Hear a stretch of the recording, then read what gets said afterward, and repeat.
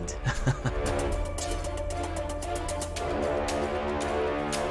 You're trying to escape from here, aren't you? I want to see how far you can make it before your head is chopped off.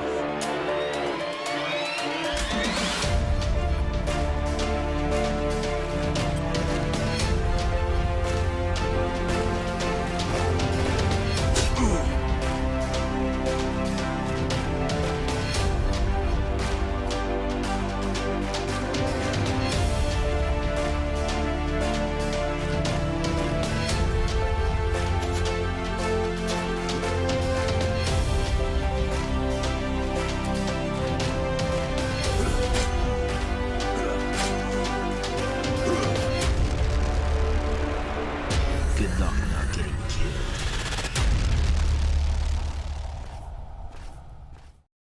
Have you joined the fastest growing fantasy motorsports app yet? On Grid Rival, you can join leagues with your friends and manage your own fantasy team on what race fans are calling, hands down, the best fantasy motorsport app out there.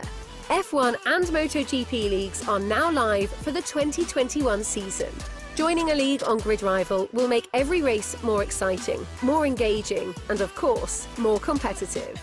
Download Grid Rival now on your iPhone or Android smartphone.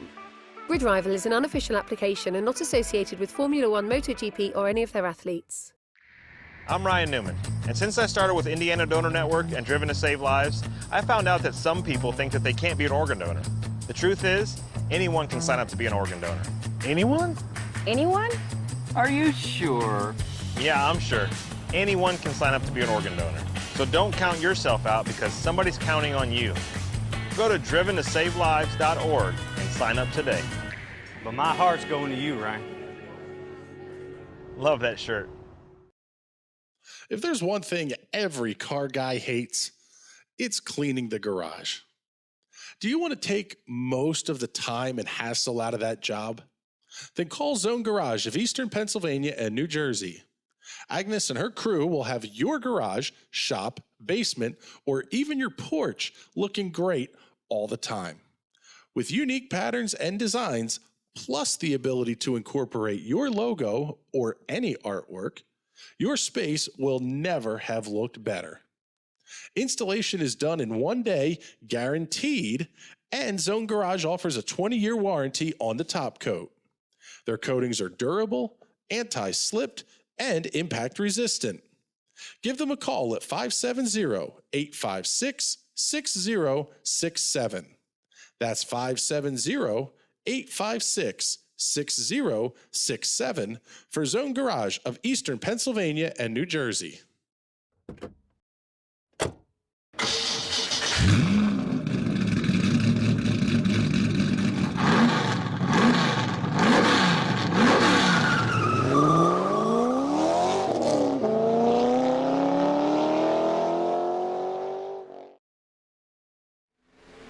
Good evening, ladies and gentlemen. Welcome to the heart of Alabama, Talladega, Alabama, to be more specific. And tonight, the High Slide Cup Series will take on the High Banks at Talladega Superspeedway. Round number 7 of the championship coming up for you this evening. And we really have a pretty fantastic race coming up here tonight. Going to be 99 laps in distance, and we'll get you through all the big information here on the races. We've still got a little bit of time left in the practice session before the drivers will head out to qualify. Unique twist on qualifying here tonight as well, we'll tell you about. 2.66 miles is the distance. Banked at 33 degrees, opened in 1969 on what is rumored to be an ancient Native American burial ground, among other things. The curse of Talladega is, quite frankly, very real to a lot of drivers, and we'll see how that plays out this evening. My name is Chris Graham with the National Racing Network. It is a pleasure to have you joining us, and tonight, as always, for the High Slide Cup Series broadcast, we will be alongside James Watson and Patrick Byrne. And James, we'll kick things off with you here. We got to see the High Slide Cup Series guys at Richmond 1 week ago. They say that's the short track that races like a super speedway. This is a super speedway that races like no other. Yeah, we're set to have a good one here because I can't remember very many Talladega races that aren't full of crazy excitement. So it'll be interesting to see if this is more of a traditional pack race, big wreck melee filled event like we're used to seeing at super speedways, as opposed to when the series visited Daytona a couple weeks ago, which turned into a much more fascinating uh, fuel mileage race. Well, it's interesting that you bring that up here because as we tell you a little bit about this, as we mentioned, it is round 7 of the High Slide Cup Series Championship. Tonight's race distance will be 99 laps.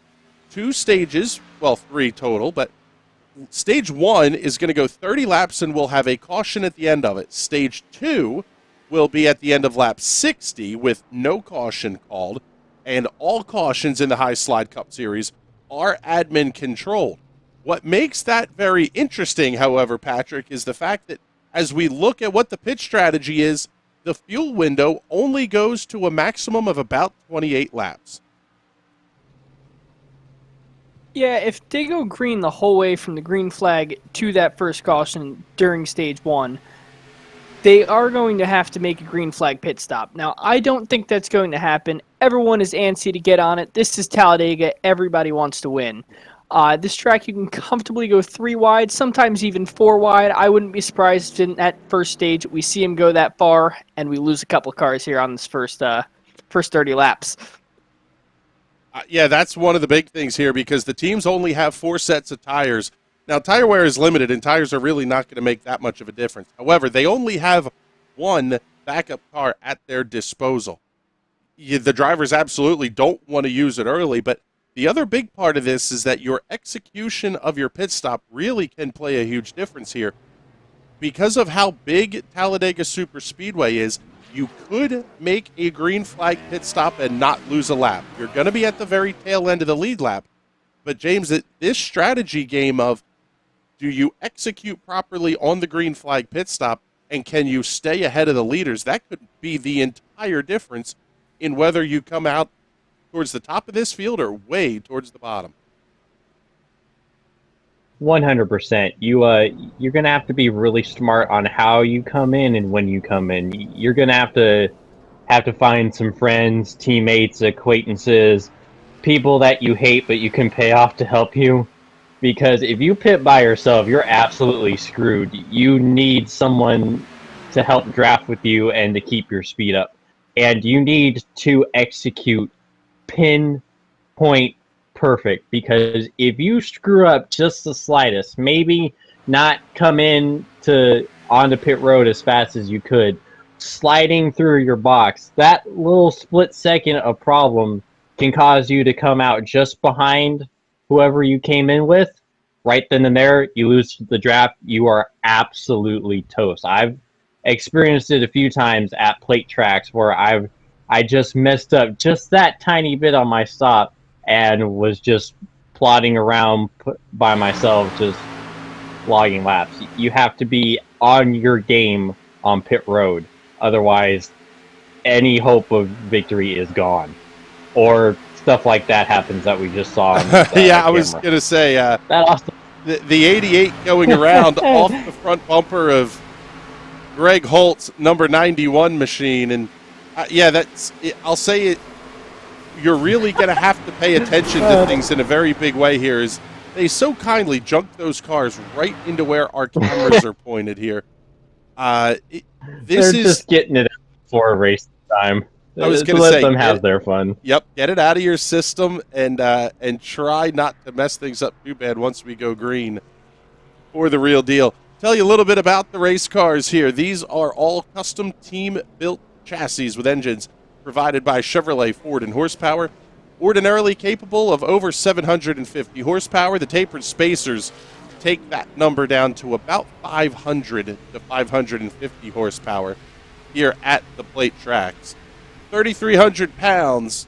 These cars are beastly to say the least, but it really makes for a fun watch here. As we'll pick up Evan Kelsey as he makes his way out onto the racetrack. That 02 machine is was very good in the race at Daytona a few weeks ago and really kind of just got caught out on the strategy call. But, Patrick, one of the things we heard the drivers discussing pre-race was the fact that even 3 cars may not be enough to catch up to a lead pack that's running ahead of you. The draft package the drivers just really don't like in these current Gen 6 Cup cars. I've heard a lot of people don't like it. I find it to be the best package that iRacing has come out with. It is very, very challenging. You can no longer break away with a little 2-car or 3-car tandem. You do have to stay in that pack. And side drafting is really, really effective now, which makes it really interesting, really cool, because you can try and make a move that way, but if you're by yourself or with just your team alone, you're not going to make it anywhere in this one.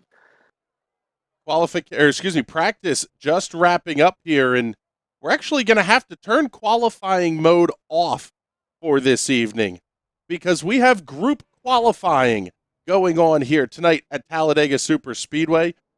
This is going to be as interesting as it gets because you're going to need help, and you're going to see some cars, I mean, they're just going to come to a stop here at the end of pit road. You have to work not to fall foul of the iRacing qualification rules that may be in place here, but basically this is going to be who times their run the best is going to decide who sits on the pole this evening.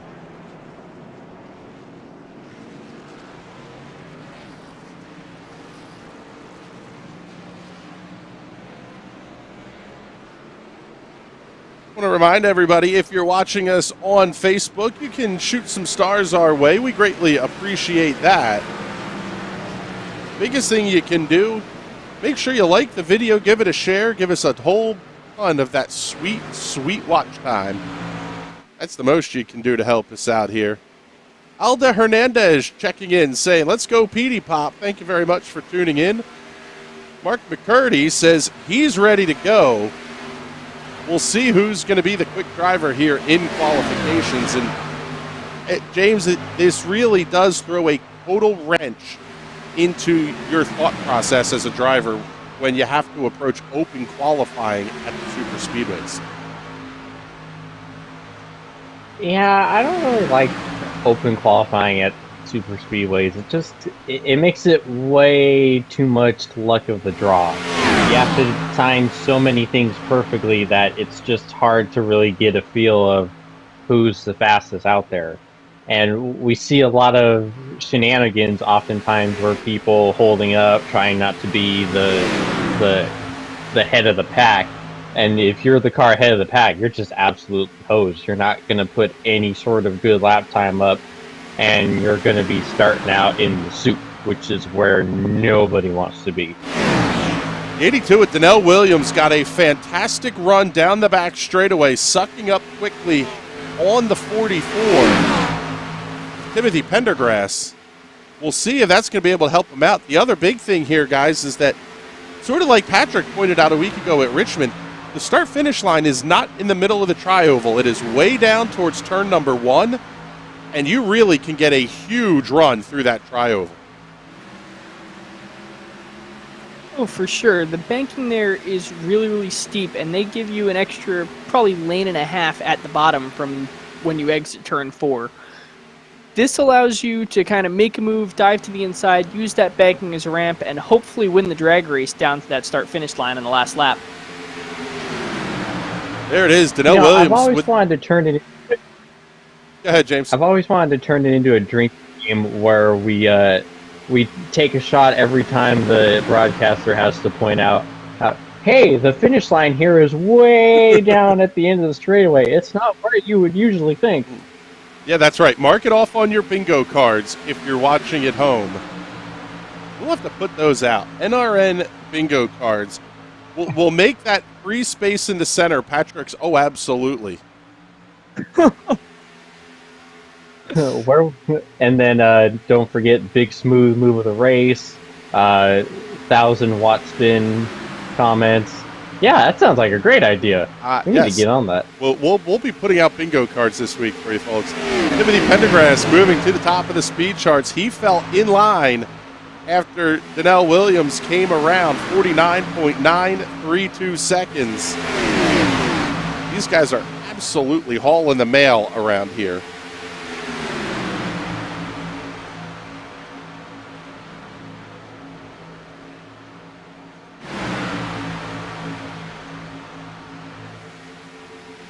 See, James, I almost want to disagree with your statement from earlier with not wanting to be the lead car. Just because this new package, you can almost see a bubble forming in between the car in front and the car in back. No longer do you have to be right on that rear bumper. Both cars are getting sped up almost equally. So I don't think it's as much of a disadvantage to be the lead car now as it was with the previous packages that NASCAR has brought out. True, but it's still a huge advantage for all the cars behind, and you're still not going to want to have to be up there. Yeah, you can kind of get away with it a little bit now, but that's still not where you want to be if you had your choice. We're gonna yeah, for sure. I say we're going to keep an eye here on Garrett Velzy because, guys, he's pulled way down to the apron on the inside. He's waiting out and timing when that group's going to come around. The interesting part of this is he's not going to get it on this lap. It's the next lap that he's really looking for the big run here. Velzy is your quick timer, 49.616 seconds, 193.002 miles per hour. All the quick cars have put in 3, 4, 5 laps here. We have quite a few that have not put in a time yet, including Joseph Causey in the number 88. Looking at 16 cars that have taken time, and with 23 cars, it looks like, that we're going to have here tonight, you're almost now kind of stuck of, are you going to be, do you want to be at the back of the pack here? This track is wide enough, as long as the field is a good, competent field of drivers, which this one definitely is. Sitting at the back of the pack wouldn't be too terrible. I would choose this track more than Daytona to try that strategy, just because of how much wider this track is. If stuff does happen in front of you, you have 4 lanes on the track and then plenty of room to go below that yellow line to avoid an incident. Yeah, we'll have to see if we can get a clarification from race control on what the yellow line rule is here. I would imagine, given what the way that they officiate the races according to the NASCAR rulebook, I would tend to think that yellow line is out of bounds and not use the apron to affect the pass. And we can see the bump drafting going on here down the front stretch. And James, bump drafting is kind of an art in and of itself outside of the regular hold on to the pack drafting. And sometimes the guy in back can really be a little bit hard on your rear bumper and have you squirrely the whole way around this place. Yeah, and plus it's very risky in iRacing because if you do it just a little too hard and register any sort of contact, even if it's a 0x, it invalidates the lap on both drivers. So you have to be able to know for sure if you can do it and not trigger that. Otherwise, it's going to screw both drivers over. You kind of have to wonder if it's worth the risk. To make sure we get the big thank yous in here to all the folks who help make these High Slide Cup Series broadcasts possible, including Brother and Sister Trucking, Alarm Technology Security Solutions, and Ray's Import out of Smithfield, Virginia. Thank you all very much for your support of the High Slide Cup Series and their broadcasts here on the National Racing Network. Just a handful of cars out on the racetrack right now. Nicholas Lockard, Darrell Rector, Alan Martin, Mark McCurdy, Joseph Causey. And all of those cars are from 9th on back. So not a lot of time to be gained here. It really is about timing the run and having the big pack in front of you as well, Pat. Oh yeah, the best way to do it is kind of turn 1 and turn 2. Have a little bit of a gap. I'd say about a half a second gap, maybe half a car length. Then down the run to the backstretch, kind of try and suck up all the way to the rear bumper of that car in front of you. Sit there coming out of turns 3 and 4, and then the tri-oval, dive down low, try to use that banking as a ramp, and that's how you can get a perfect qualifying lap here. Easier said than done when you're trying to bump draft your way without causing the incident, and then at the same time trying to time the run out with where everybody else is on the racetrack as well. Qualifying is its own unique game, and the race is going to be equally as important here. There you see Nicholas Lockard trying to get onto pit road, but he's going to swing it around. Absolutely love the way the netcode stuff will happen here on pit road. People disappearing in and out of each other's views. Can we give the big smooth move of the race in qualifying or not? No, I don't think so, because there wasn't any real damage there. So nobody's had their race screwed up just yet anyway. Here's Mark It brings McCurdy. up a good point to talk about, because that's another thing you have to worry about when you're getting on a pit road is it's very easy to lock up the rear and send yourself nose first into the pit road wall.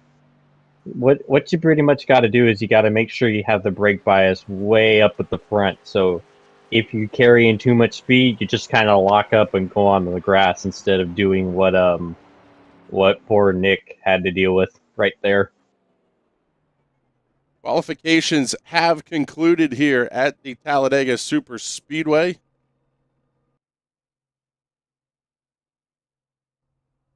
The party of the legendary the Talladega Boulevard in the infield is going to start winding up here because we're about ready to go racing here. Just waiting on the iRacing service to finish up and produce the results for us here, and then we'll show them to you. But Garavelzi going to be your quick timer, and he'll earn his first pole position of the season.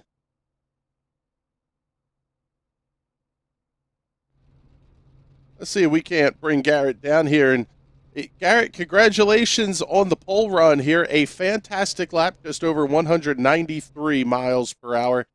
But what was the secret to getting the car up front here in qualifications? Hey, thanks, buddy. I think a lot of the guys kind of didn't want to get off pit road first, so I kind of got out there and just rode the top and got to the back of the pack when I could, and ended up kind of catching a good draft lap. I had Evan Kelsey kind of help me push up to the pack there, and then I was able to make it to the top side a little bit just to gain a little bit more out of it. So a little bit of luck, but I'm stoked to start up front. 1 extra point for the pole, so I could use it. All right, buddy. Well, congratulations once again on picking up the pole award tonight. We'll get you back up here, but good luck tonight in tonight's 99 lapper. That was Garavelzi, your pole setter. 49.616 seconds was his quick lap time. 10th of a second ahead of Evan Kelsey, Cody Henderson, Timothy Pendergrass, and Michael Pittman Jr., your top 5. One of the interesting things to keep an eye on here as we get ready for tonight's racing action is that a lot of these cars have not taken time, and we'll tell you which cars that is that have not taken time as we see them come up here on the grid. But your front row will be Garrett Velzy and Evan Kelsey. Row 2, Cody Henderson and Timothy Pendergrass. Michael Pittman Jr., Jeremy Gibbs on row number 3. Row 4 will have Nathan Aldrich and Danelle Williams. Row 9, Nicholas Lockard and Darrell Rector. Row number 6, Jason Miz and Andy Briganti. Row 7, Alan Martin and Joseph Causey. Anthony Props, Mark McCurdy in row number 8. Row 9, Gavin Fitzgerald and Peter Hodgson. All the way back in row number 10, our 2 protagonists from 1 week ago, Christian Converse and Greg Holt. Wendell Elliott and Brian Grubbs will make up row number 11. Row 12 will have Brooks Durding and Danny Lawson. That'll round out the field for this evening. 24 cars will make up tonight's starting grid.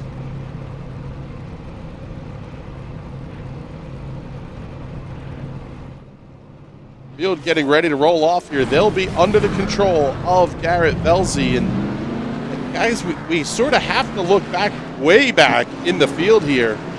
Back to row number 10 to find Christian Converse and Greg Holt. Is this a strategy call by these guys to try and avoid the mess up front? Oh, yeah. At this track, like I said, they are going to get 3 and possibly even 4 wide early on in the race. There will definitely be a wreck in stage 1. I hope they prove me wrong, but as all the races I've seen at Talladega, I don't think they will. So sitting at the back like that is smart. I'd either want to be on that front row or sitting at the back so I have time to avoid that incident that will inevitably happen.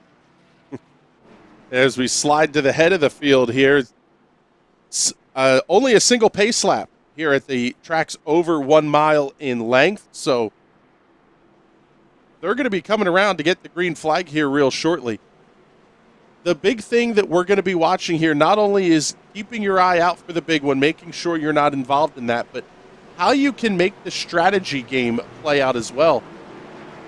If you can make your car last the 30 laps of stage number 1 and the lap or 2 of caution until we get to come to pit road, you're really going to be set up to run this race on just a couple of more stops and really be in control of things.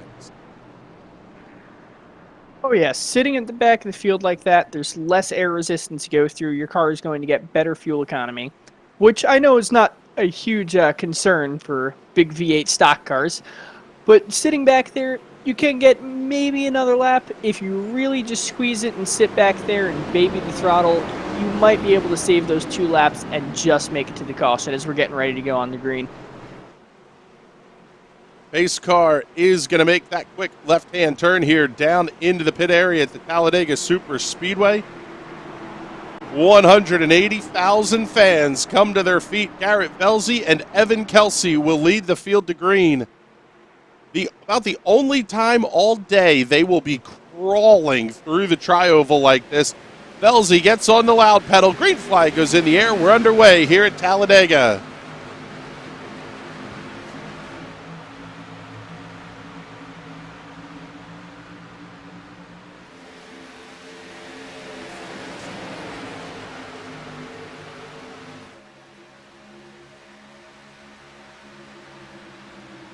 Little bit surprised here to see that just about everybody has fallen in line.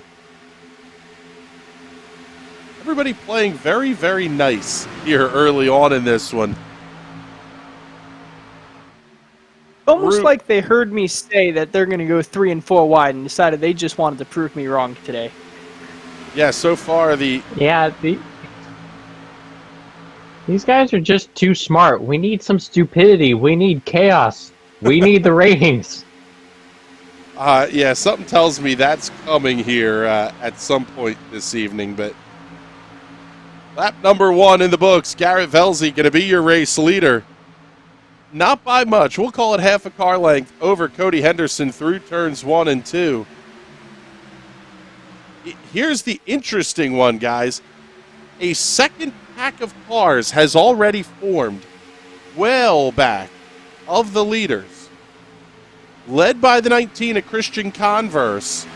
This will have Wendell Elliott, Brooks Durden, Greg Holt, Brian Grubbs, Anthony Props. They very clearly made the decision we are staying out of anything that could happen in front of us here. Yeah, those guys seem like they're just laying back, trying to save fuel. Christian Converse being at the front of that pack, I think he might get screwed out of this deal, but those cars following him may be able to push to lap 30.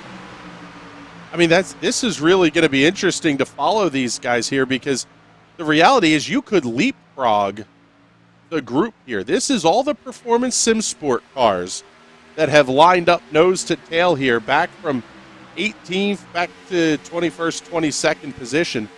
You basically just pop out a line on the back straightaway, fall into the tail, and every couple of laps, somebody else goes to the front of the group. Yeah, this is some team shenanigans, not unlike what we saw with SHR back in 2018.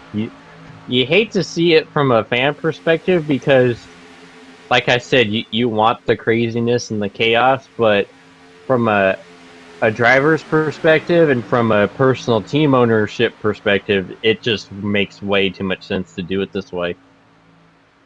Yeah, there's that group. Let's slide back to the front of the field here. Everybody else is already off at turn number 2. Garrett Velzy's still leading the pack. It really is kind of interesting here because I was expecting a big speed difference. We're really only seeing a couple of mile-an-hour difference here between Garrett Velzy and the second group that's being led by Christian Converse.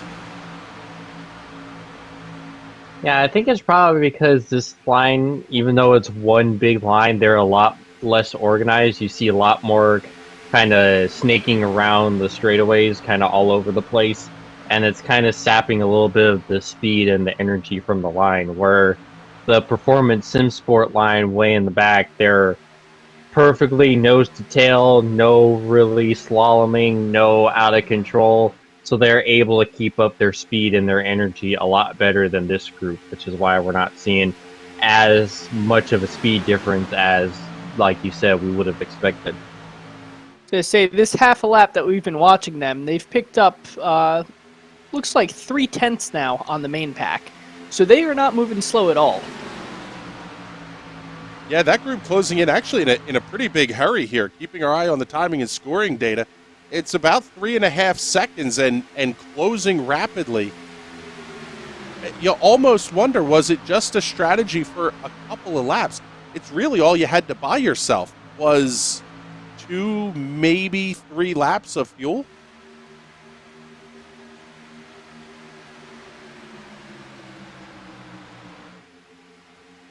It's going to be an interesting one to follow for sure here because where it was just 3.6 seconds, this group is now down to 2.6 seconds back. Christian Converse still leading that Performance Sim Sport group. The 4 of Wendell Elliott just on his back bumper. Also, Brooks Dirt and Greg Holt going to be in that one. Brian Grubbs, Anthony Props hanging out about a third of a second back from the main 4 cars there.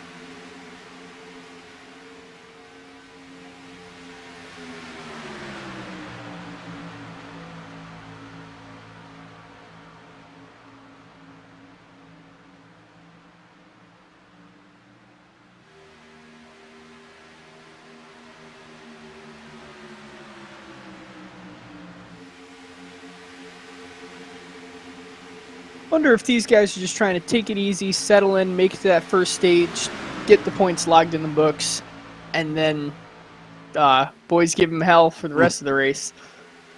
Yeah, well, the gap is now down to 1.7 seconds. They're closing in a hurry.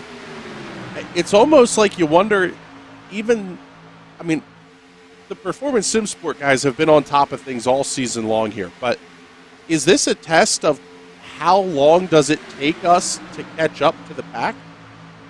Kind of planning ahead for that second pit stop that at least should come under the green flag anyway.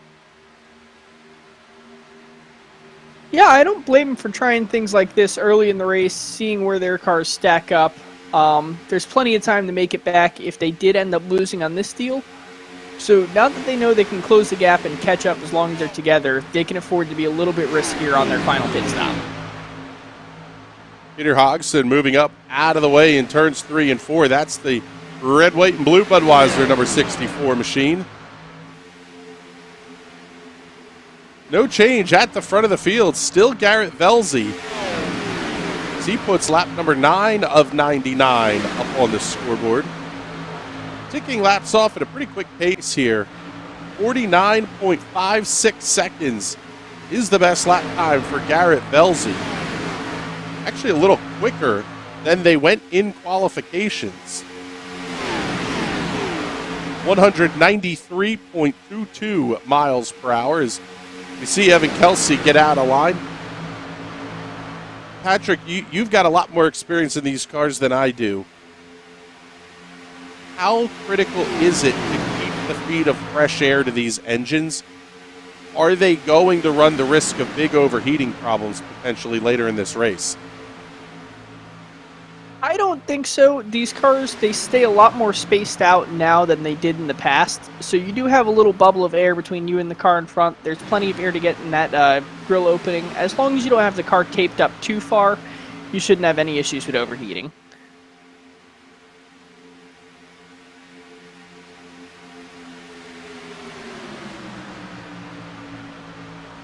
about halfway through lap number 10. In fact, just crossing the halfway point of lap number 10 now.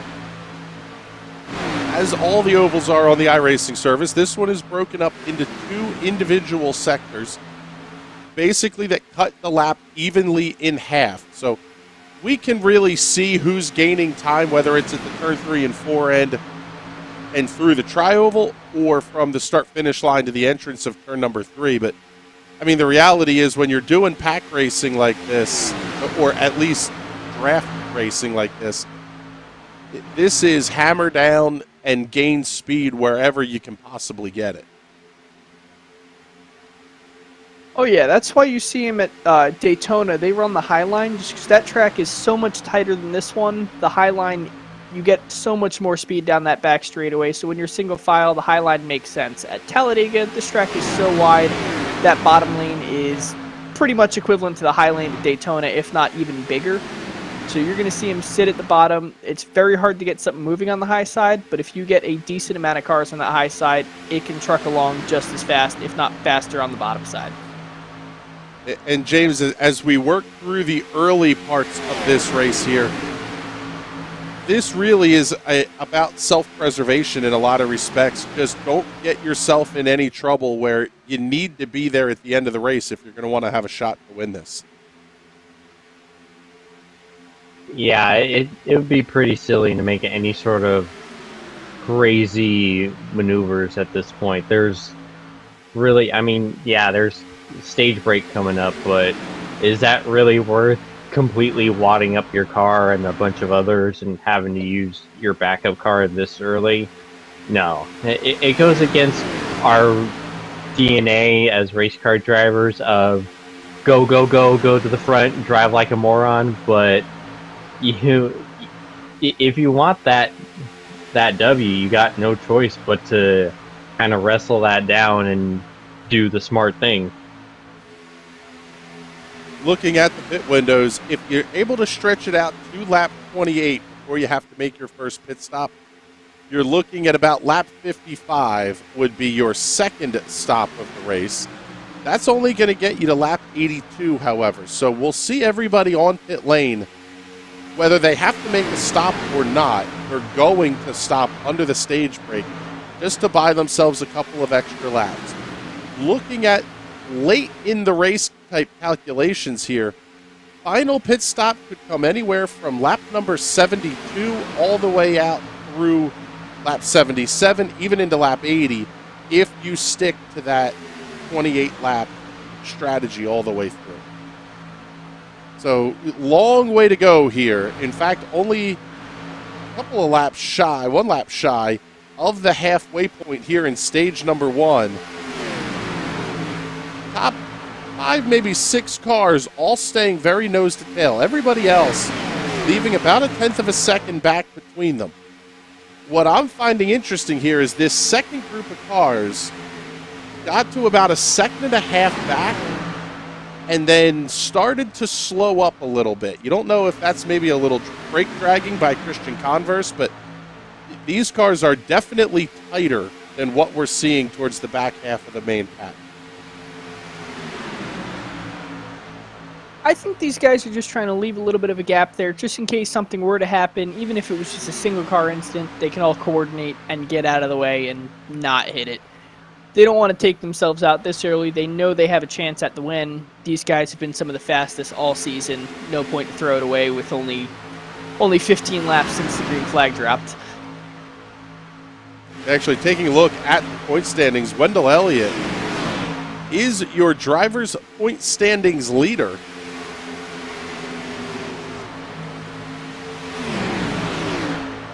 $334 points is the total here for Wendell Elliott on the strength of 86 stage points. Here we go, lap 15. There's your first call on strategy. The Performance Sim Sport cars all coming to pit road, and they are going to do it en masse. Christian Converse going to lead that group down. Wendell Elliott, Brooks Durden, Greg Holt, Anthony Probst, all 5 of those cars will make their way down pit road. And here's the first bit of strategy call here. You wonder, does this almost force everybody else's hand in some respects? Well, you see Christian Converse go straight through. Yeah, I was about to say, was I not paying attention, or did he not stop at all? No, he didn't stop. That's wow, that's a big boo-boo. I say, did Christian Converse just miss his pit box? Let's see here. We got to get a look at this one here.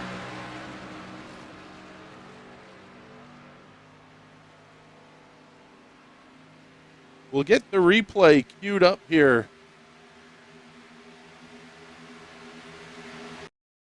Here's the Hot Shoe Racewear instant replay. Take a look at Christian Converse as he makes his way down pit road. Several cars having to get really hard on the brakes.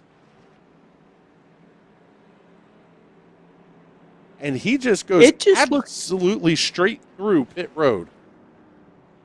It just looks like he missed his pit box because his pit box was 2 stalls in front of Wendell Elliott's. So he should have been down to that center line, if not already in the stalls by Wendell Elliott's box. He was still sitting right by the grass, not even paying attention, and unfortunately caused him to drive right through it.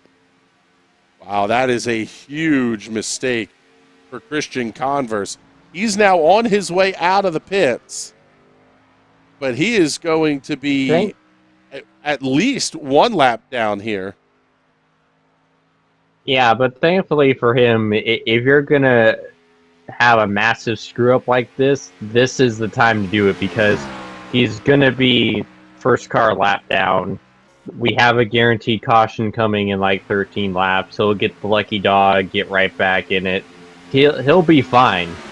So it's going to work out well for him, all things considered. Here comes the Lockard Racing entries down pit road as well. Darrell Rector, Nicholas Lockard, Mark McCurdy, Brian Grubbs, Michael Pittman, all coming in here on lap number 19.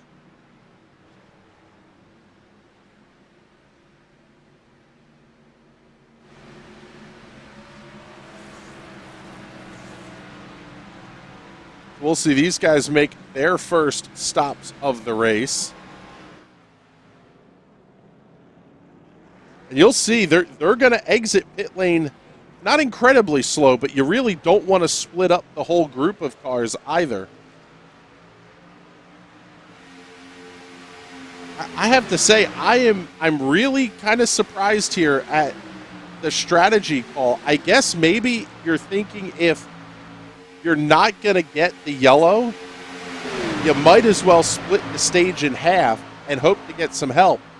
The other big part of this is the group that includes the cars that stopped on lap 15 and lap 18 have not gone a lap down. The only car 1 lap down right now is Christian Converse. So if there's a yellow flag, he'll get the lucky dog, tail in at the back of the lead lap.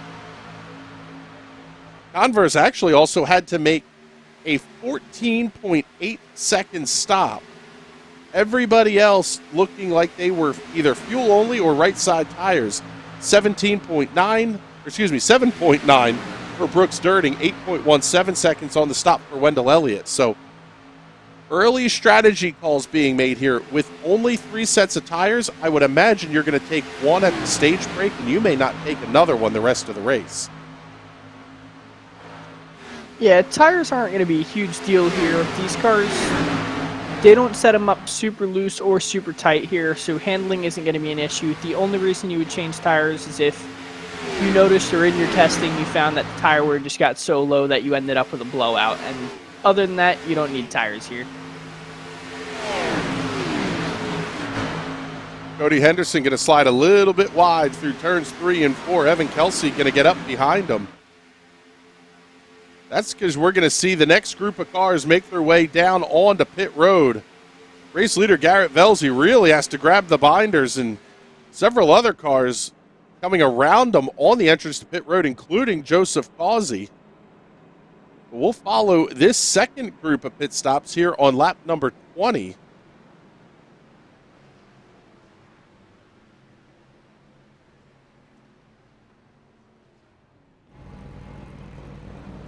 Garrett Velzy taking advantage of that number 1 pit box. Joseph Causey already down and away. 5.87 seconds on the stop for Causey. Maybe a little bit of a short fill there, anticipating coming in at the stage break. Gavin Fitzgerald, Peter Hodgson also on pit road that time. So now we'll say 2 to 3 different strategies in play here, but here come the rest of the leaders on lap number 22.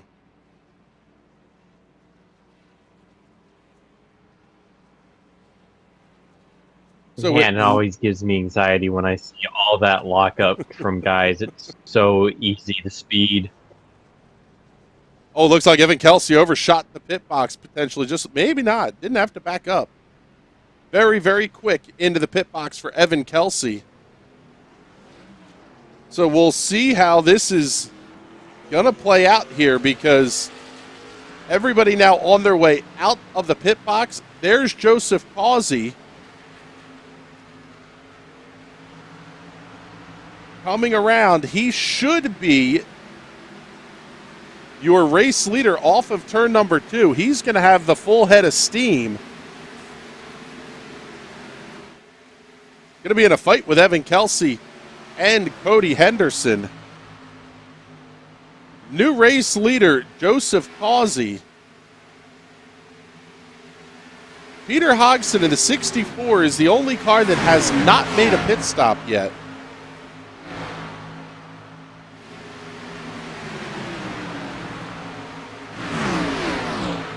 He's currently running in the 11th position.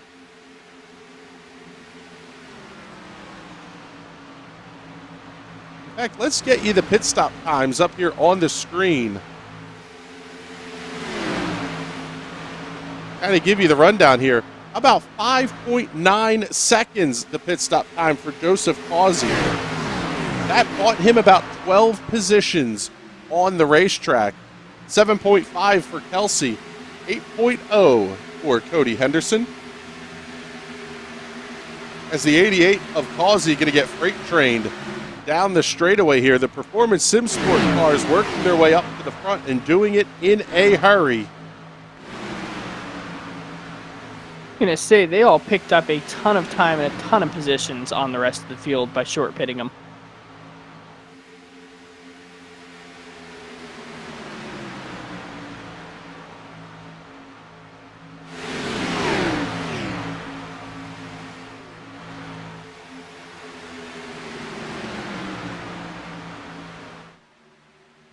There's the 3 of Greg Holt, who's been absolutely dominant at points this season and really was one of the dominant cars 1 week ago at Richmond. In fact, taking a look at the information provided to us by the series here. Greg Holt, a High Slide Cup Series Hall of Famer, one of the co-owners of Performance Sim Sport. Holt, one of the best there is here in the High Slide Cup Series. This season, in 5 starts, he has 1 win, 1 pole. He's led 238 laps, the most of any driver, but he sits 8th in the point standings, which really is pretty incredible. It tells you how good the car's been. Oh, one car, big incident, looked like somebody had in turn number 1 there. Was that? Yeah, that was Evan Kelsey. Take a look here. Get you the hot shoe racewear of Evan Kelsey. Man, he just got absolutely drilled into the outside retaining wall.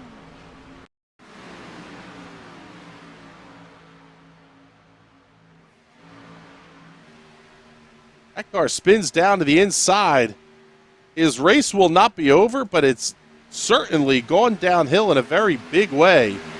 As we're 3 wide, just back behind these cars, Wendell Elliott had Cody Henderson to his outside. Christian Converse fighting back with the 710 of Cody Henderson down the back straightaway. And guys, we're now down to lap 27 here, a couple from the end of the stage.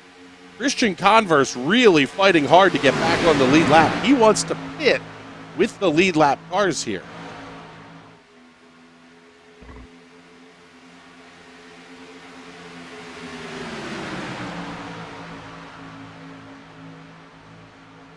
Evan Kelsey is slow, but he's not a lap down yet. It's going to be, actually, Peter Hodgson is even closer to those lead lap cars. If Peter Hodgson gets passed by those lead lap cars, he will be the first car one lap down and will trap Christian Converse a lap down. So it'll be fun to see how that plays out. Man, these cars really beating and banging off each other here. Got to look there at the 710 of Cody Henderson. We'll check in the comments here. Neb Rabbit checking in, saying, go Big Red. Buddy Robert Kreiser checking in. What's going on, brother? Hope you are doing well this Sunday evening. Everybody now single file here in this group that'll be led by Brooks Girding.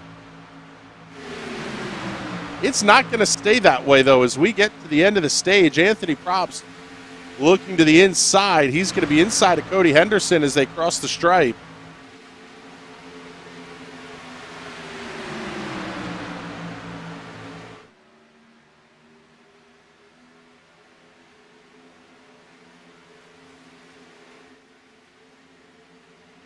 Evan Kelsey now about to get lapped by that field.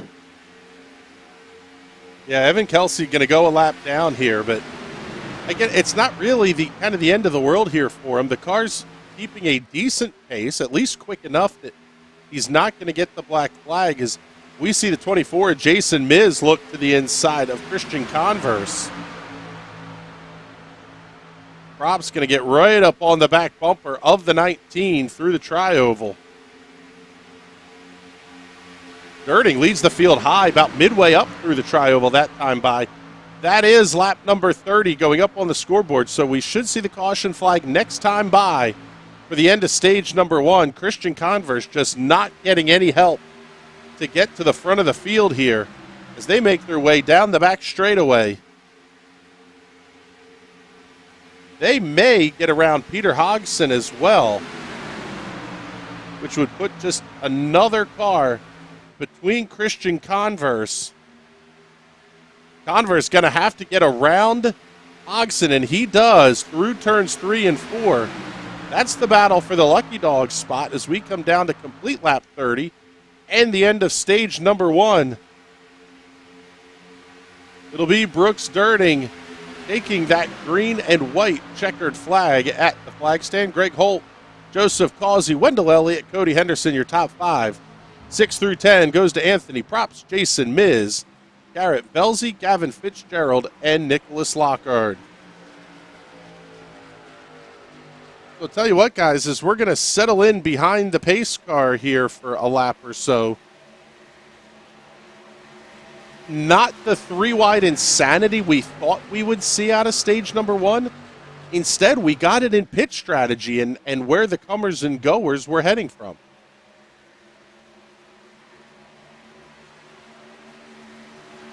Yeah, this next restart, I think we're going to see another one where they settle in. Again, I'm hoping they prove me wrong this time, because they're very good at that. If not, I think it might just come down to a strategy race until the last couple of laps after that final pit stop cycles through. Whatever cars are in that lead pack that pitted earliest at the final fuel window, I believe it's going to be those guys battling for the win tonight.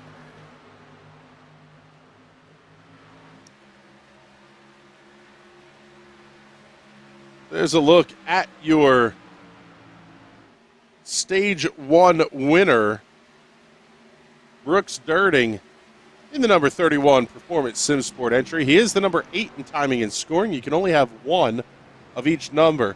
Normally Rob Pendleton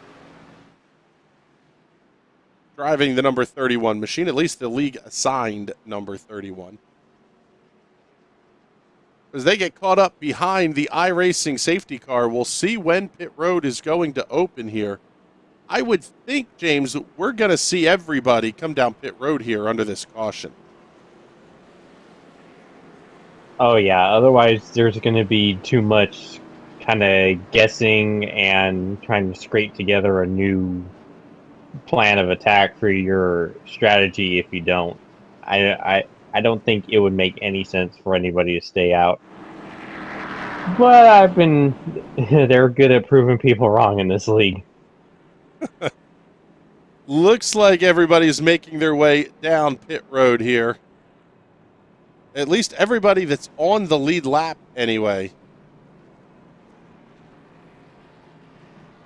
So we'll see how everybody shuffles in and out. We'll get you the race off of pit road. This will be for Goodyear Racing, Eagles, Toucans, Sunoco, Race Fuel. Down and away is the 31 of Brooks Dirting. You can see timing and scoring going absolutely ballistic as everybody's trying to get in and out of their pit boxes. The race off pit road, though, will be won by Brooks Dirting. Was it me, or did it look like the 51 of Rector was having a really interesting time trying to get into his pit box? Yeah, let's take a look here. We can pull that one up. Get you the Hot Shoe Racewear instant replay here. Keep your eye on that number 51 of Darrell Rector. That is, I believe, one of the Lockhart entries.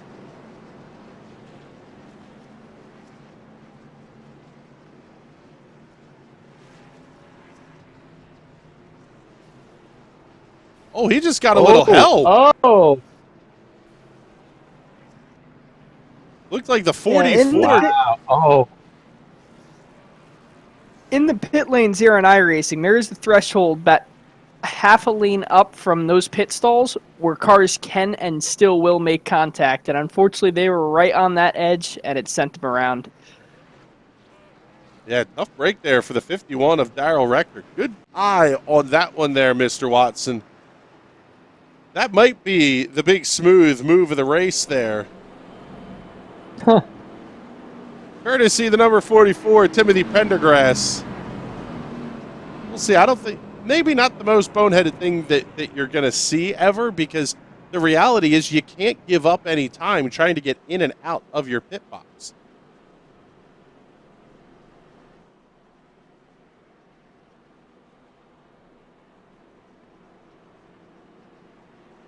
Looks like the 710 of Cody Henderson going to come back down pit road. We'll keep our eye on that machine, see what the potential is there for the 710. I don't see... Trying to take a look at the car. Doesn't look like there's any damage. No, that's just a quick fuel stop. He's down and away, 4.75 seconds. Christian Converse does get the lucky dog. He will be at the tail end of the lead lap. In fact, it's basically an EOL penalty. You have to go to the end of the longest line when you are the lucky dog. Derek Grigsby checking in, saying, Petey Pop Nation, rise up. Thank you very much for tuning in this evening. We appreciate it there, Derek. Getting ready to go back to green flag racing. Everybody's stopping on lap number 32. So it kind of puts everybody right back to the same strategy again. And I guess as you look at it here, the thought process is make the stop early. If somebody else has an issue getting onto pit road, you get a yellow flag. You're now going to be at the front of the field. Everybody has made their stops. No surprises here at this point now in the race. The Performance Sim Sport entries all at the front of the field. Those guys played the strategy perfectly. It looks like it's going to work out well for them here. Hopefully they can just form up together in a line and just break away from the rest of the field. That may be the thought that's going on here.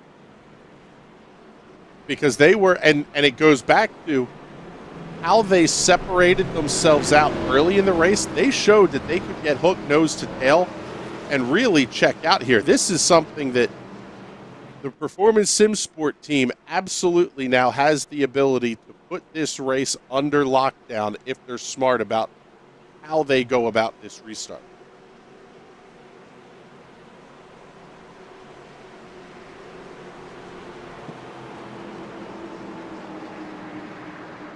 Pace car is in. Lap number 34 will change to 35, and we'll go back to green flag racing here in stage number 2.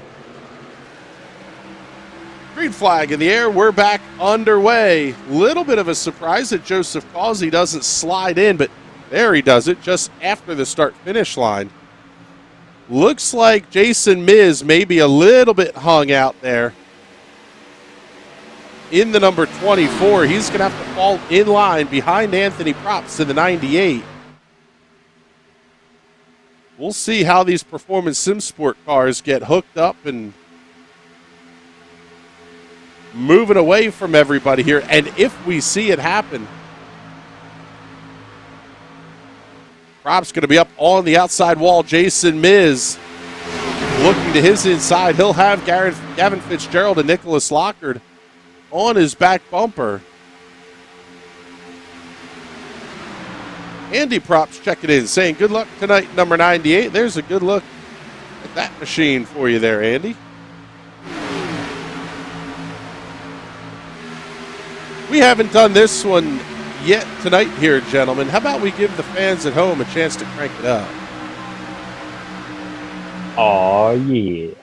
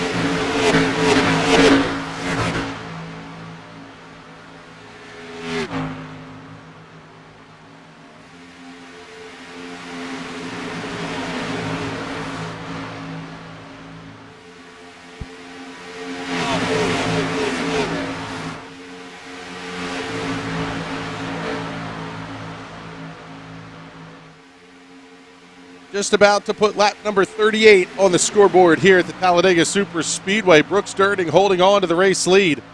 The Performance Sim Sport cars have not pulled away like we might have expected. A little bit interesting here how they're kind of proving Patrick wrong again. He talks about how they want to run the inside lane. Looks like these Performance Sim Sport cars like to be up a little bit closer to that outside safer barrier. Yeah, I don't know. Every one of my calls has been wrong this race. I don't know what else I could say to affect the outcome of this race. So I'm going to watch what I say for the rest of it. Oh, absolutely. That's been the fun part of this one here tonight is we're going to go 3 wide back in the pack. Starting about with Nicholas Lockard running in the 8th position. In fact, 24 Jason Miz just ahead of him as well. If they leave this inside lane open, they're going to fill it and start to move toward the front pretty quickly here.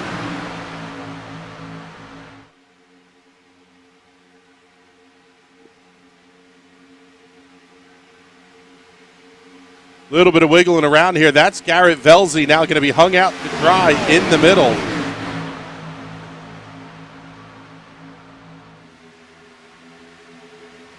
Pick up that number 48 machine of Velzy. Oh, we got a big one brewing at the front. Caution flag is out.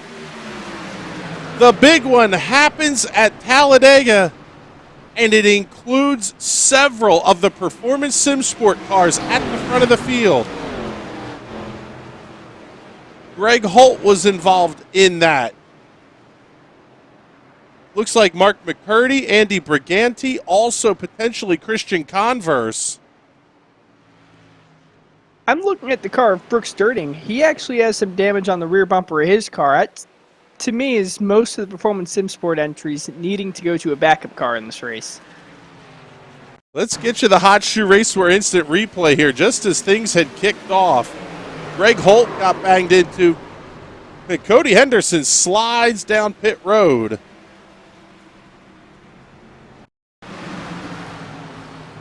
Keep your eye on that 710 machine. Got way to the inside. Big contact. He goes for the slide. If he got on the pit road before the caution flag, he could take the quick repair now and come back out, basically make his pit stop. And that looks like that's what he did. He comes all the way down pit road. Nope, okay, so Cody Henderson passes all the way through the pit lane, so he couldn't make the service there. But man, this absolutely changes the complexion of this race for the Performance Sim Sport team especially. Everybody going to make their way down pit road this time.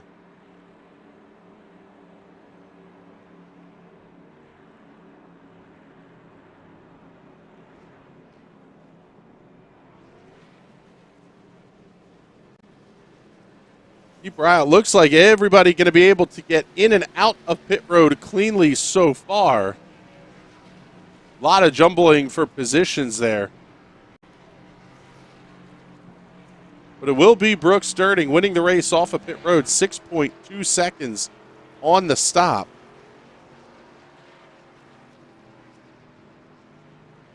These pit stops coming at lap number 40. So about 8 laps into the run, not nearly as far as they might have liked to go here. However, you now can get to the end of stage number 2 with this round of pit stops. We will not have a caution flag at the end of stage 2. They're just going to score the results. So that one's going to be really important. The other thing to keep an eye on here now is that you can get to lap 67 based off of this pit stop. That gets you to lap number 94 if you make your stop at lap 67. So we're getting close to that window now where drivers may be able to make it on one more stop. Looks like Peter Hodgson going to stay out on the racetrack. So he'll be able to take the wave around here at 1 to go, put himself back on the lead lap. Evan Kelsey will still be stuck 1 lap down.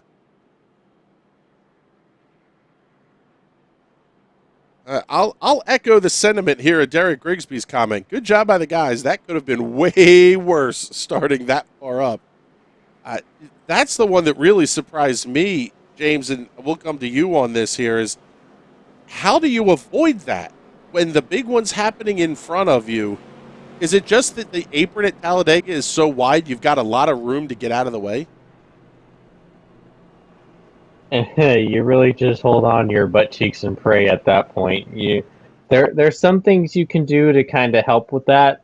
Like, I'm always super hyper vigilant, and anytime I see a group of cars around each other, I'm expecting a crash to happen, and I already have my exit points mapped out. But really, and especially in a pack race, you're relying on so much luck. There's not a whole lot you can do. You just hope that the chips fall your way and the cars fall the other way. Let's take a look here and see. We'll try to go back to kind of where this incident started.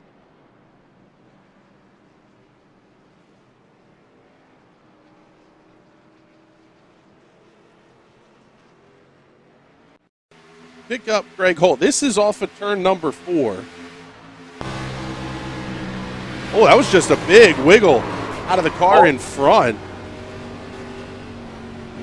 Yeah, it looked like Greg tried to go underneath Causey, and there was already a car right there Greg didn't see, ping-ponged off of him, and yeah, caused that huge melee.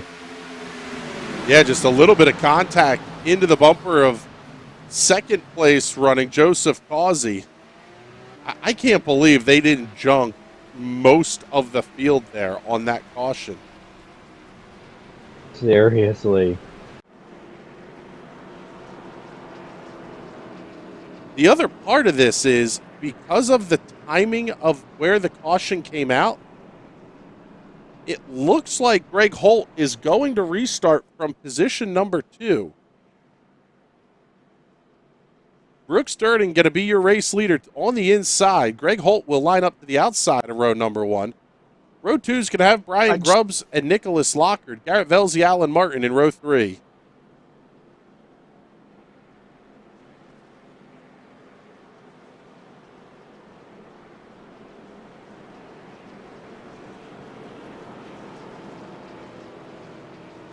Well, let's take a look here. I think we're going to stay under caution for another lap here because we're seeing Greg Holt fall towards the back of the pack here. He's now back in the 9th position. So maybe an EOL penalty here to Greg Holt.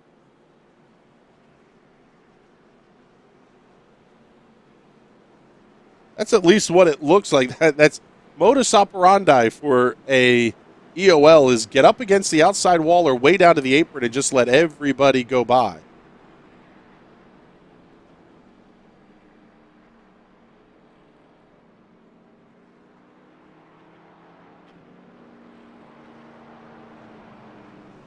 So we'll look back to the front of the field here, and it is going to shuffle things a little bit. Brooks Durden and Nicholas Lockard will line up on row number 1. Row 2 is now going to have Brian Grubbs and Alan Martin. Row 3, Garrett Velzy, Michael Pittman Jr. Danelle Williams, Mark McCurdy in row number 4. Row 5, Christian Converse and Nathan Aldrich. The Performance Sim Sport cars that were all towards the front of the field going to be led by, looks like Wendell Elliott back in 13th. Joseph Causey in 16th. Greg Holt back in the 20th position, and Jason Miz in 21st.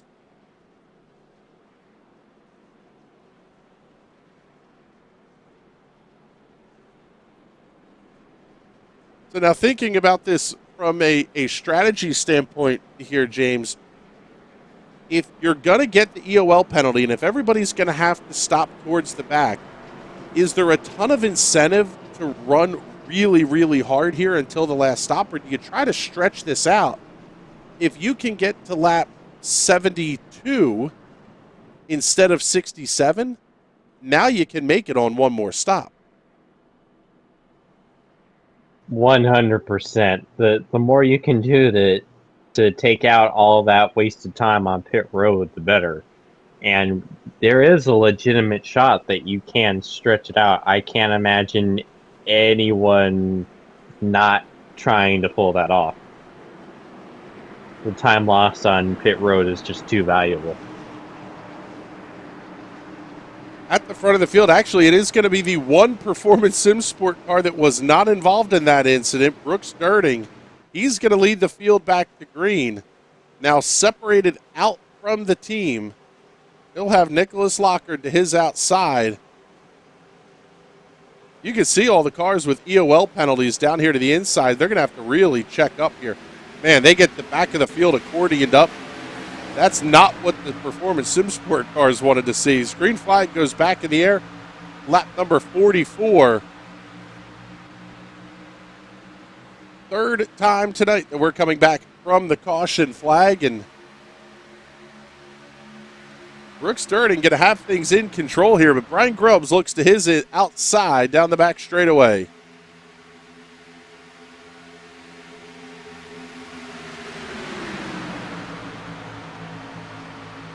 I'll tell you what, Patrick, this kind of looks like Brooks Durden going teammate hunting here.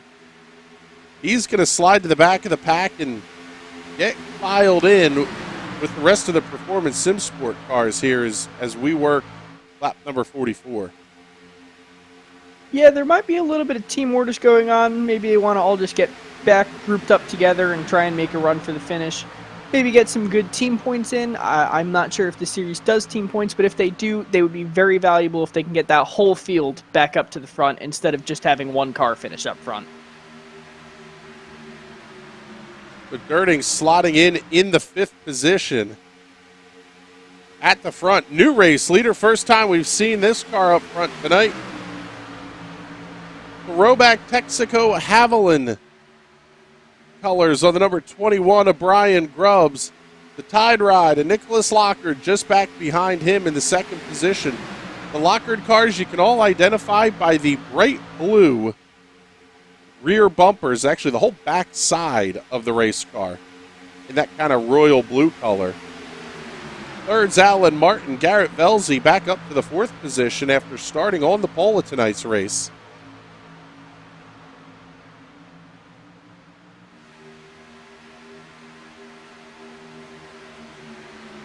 Let's give a shout here to that car running up front. Brian Grubbs, the hard charger of the race as well, up 21 positions to the race lead. Nicholas Lockard is up 7. Alan Martin running in the third positions, up 10 spots. Brooks Durning up 18 to his 5th place position.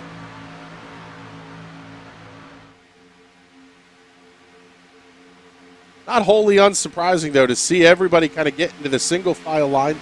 A lot of these cars have now used their backups. As we're approaching halfway, not a lot of room for error anymore at this point.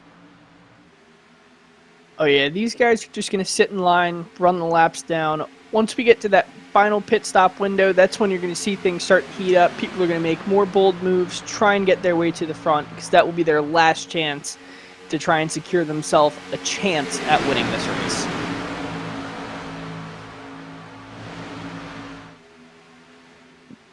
As we saw in the first segment, in fact, the very early parts of stage number 1, a second group of cars has laid back, fallen in line, led by Wendell Elliott. This is Wendell Elliott, Jeremy Gibbs, Cody Henderson, Greg Holt, Darrell Rector. Jason Miz has fallen well back of this group. So a little bit of trouble there for the number 24 machine. There's a 710 of Cody Henderson looking to the inside. He'll pick up the 16th spot from Wendell Elliott through turns 1 and 2. This could be that strategy call that you talked about, Patrick, of kind of wait it out, get to the end of the stage, try to milk yourself enough fuel to get there on one more stop. Yeah, they've proved me wrong a lot, but on this call, I don't think they're going to prove me wrong on it. It just makes too much sense to do right now, especially with halfway to go still in this race. You just kind of want to sit around and just wait for the race to come to you. It will be the halfway point next time by the start-finish line, and Brian Grubbs holding on to a half-car length lead over Nicholas Lockard. Alan Martin, Garrett Velzy, Brooks Durning, Michael Pittman, Nathan Aldrich, Mark McCurdy, Danelle Williams, and Christian Converse, your top 10. Converse also kind of the oddball out in the whole Performance Sim Sport team. With missing his pit box early in the race, he missed all of the issues that the team had in front of him. But now he's really kind of stuck all alone there in the 10th position.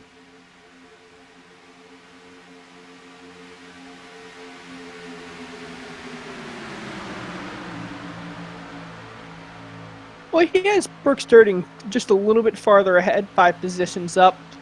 If they do need to make a run to the front, Brooks can always drop to the, or move up to the high side, kind of back up down the Converse, and then push and try and make a run towards the front. But I don't think it'll be very easy to do with only 2 cars. They might have to try and persuade some other cars to jump up there with them, try and get something moving on the high side. Yeah, James, that was when we were talking to the drivers pre-race, they were mentioning that 3 cars used to be able to make the big run and really make some hay even on the outside. It sounds like now you've got to have 4, 5, 6 cars if you really want to try to make that outside lane work. Yeah, that's where we're going to see the team and partnership really coming into play, because it's a hell of a lot easier getting that run set up when you have friends that you know are going to go with you and know you can trust, as opposed to just Joe Smo trying to get a random one going.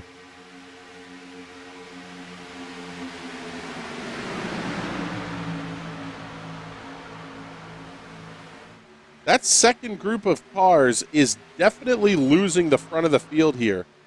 The gap was 3.6 seconds, 3.5 seconds through turns 1 and 2.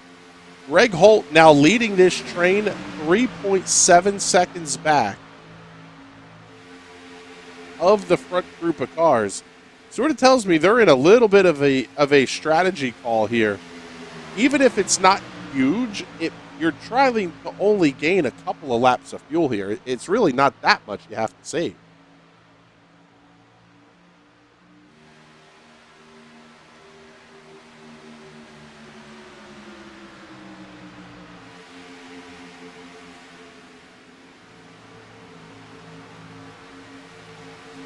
Let's also give a call here. The last car in this line, the 51 of Darrell Rector, who had the issue earlier on pit road, he stopped on lap 41, as did Jason Miz.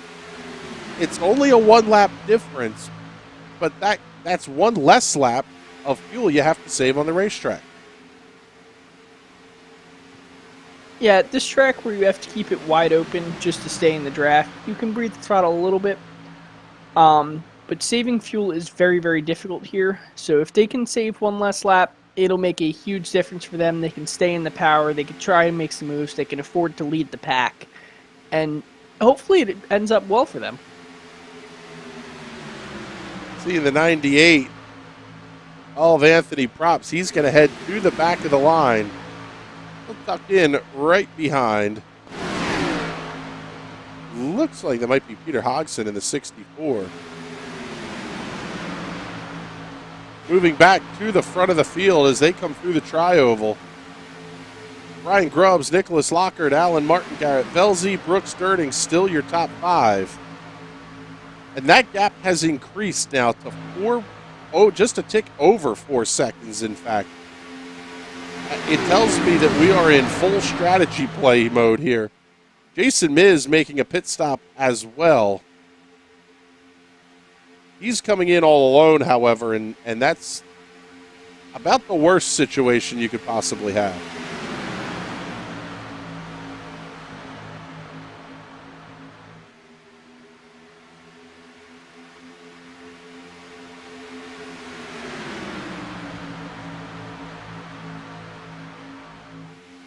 Actually, looks like Jason Miz may have had an incident on the racetrack here. Let's get to the Hot Shoe Race for instant replay.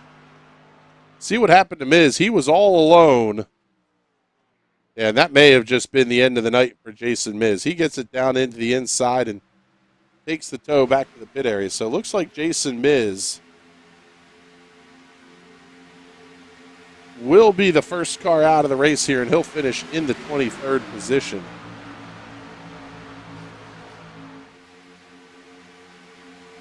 Joe Miranda checking in, saying, "Lights out esports, working the draft like a boss." Everybody's kind of playing the game here at this point. They're all tucked in, being nice with one another. Working lap number 55.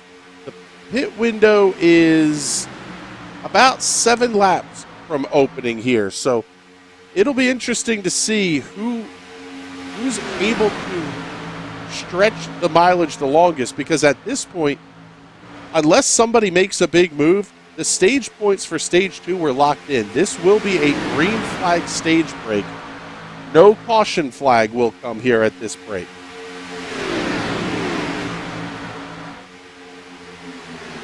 Yeah, I think our best chance for a caution is going to be when they all come down pit road for those green flag stops. It just takes one car to get on the brakes too hard or not hit the brakes enough, and you can have a huge incident coming down in the pit road. And if they do swing back up onto the racetrack, that's cause for a caution. So it'll be crazy to see if that does end up happening, or if they all make it down the pit lane smoothly.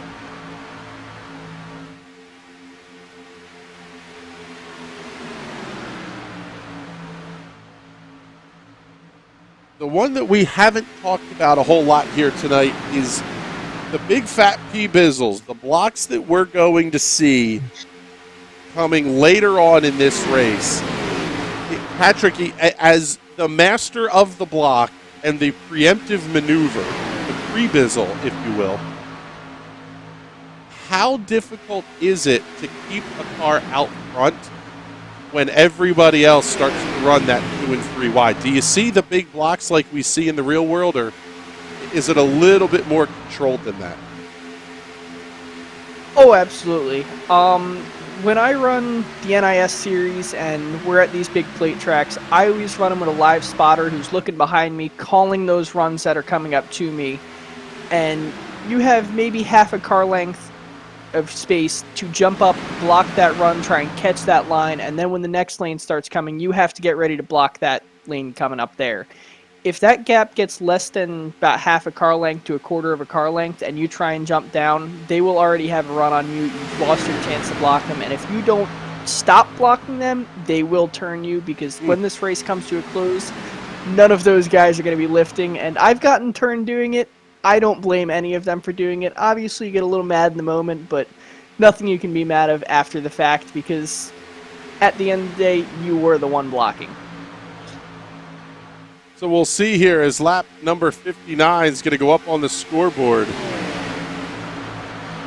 Greg Holt and the Performance Sim Sport draft has gained a huge amount of time. In fact, almost 2 seconds already. Still a fair ways behind your race leaders, but they're coming in a hurry here. It'll be 1 to go in stage number 2 this next time by. When you consider that Wendell Elliott is your season-long points leader on the strength of stage points, it really goes to show you how valuable those points are. Is it worth taking the big risk here to get those 10 stage points? Yeah, for sure. Looking at the points, it looks like there's a huge gap between first and second. I am pulling them up now. Between Wendell Elliott and Jordan Props, there's about a 70 to 80 point gap between them. However, between second and third, there's only a 13 point gap. So getting those extra 10 points will close that gap up between Jordan Props and Joseph Causey, and could help Joseph Causey get up. And there's gaps even tighter the further down we go into the pack. So people are going to be looking to get every advantage they can get and try and secure themselves, if not a championship win, a good finish in this championship. There you go. That's going to be the... you never know how... Go ahead, James. You never know how championship battles are going to play out. You know, we've seen it a million times where it's come down to 1 point, even tiebreakers.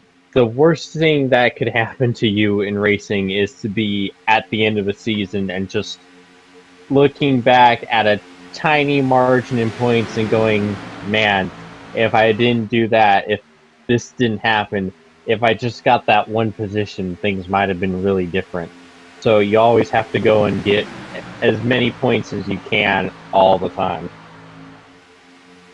Ryan Grubb's going to pick up the 10 points and the playoff point for the stage win. Nicholas Lockard, Alan Martin, Garrett Belzy, Brooks Sturding, your top 5. Michael Pittman, Christian Converse, Mark McCurdy, Gavin Fitzgerald, and Joseph Causey were the top 10. No change from that running order at lap number 60. So we're now into the final stage of the race here. And guys, this is when we really have to start looking at that potential final pit stop window. It's open now at lap number 62. However, that only gets you to lap 89. So it really is going to be tight here. If these cars at the back, Greg Holt, Cody Henderson, Wendell Elliott, if they saved enough fuel, that could be game-changing, because you're potentially talking 1 fewer pit stop. Oh yeah, and if they stay green the rest of this race, that's going to guarantee any one of those cars the race win. They'll be half a track ahead of all the rest of the cars in the field. And unless a caution comes out, there's nothing you can do to stop those cars if they can only make it on 1 more stop.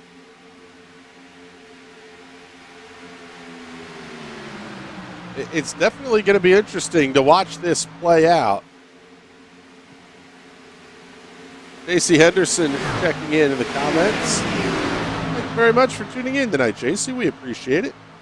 I want to remind everybody, make sure you give the video a like and a share. If you're watching on YouTube, ring the bell, do that whole bit. Well, they're going to be splitting a couple of lap cars here.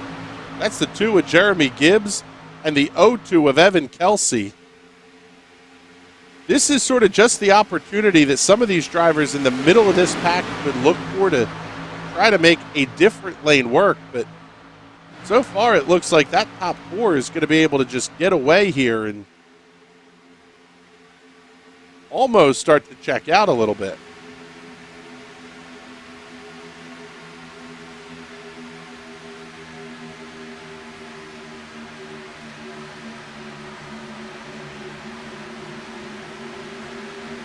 One of the things we were hearing pre-race, Patrick, was you had to be within 2 seconds and you had to have 4 or 5 cars lined up together if you wanted to have a shot at making any kind of a big run here.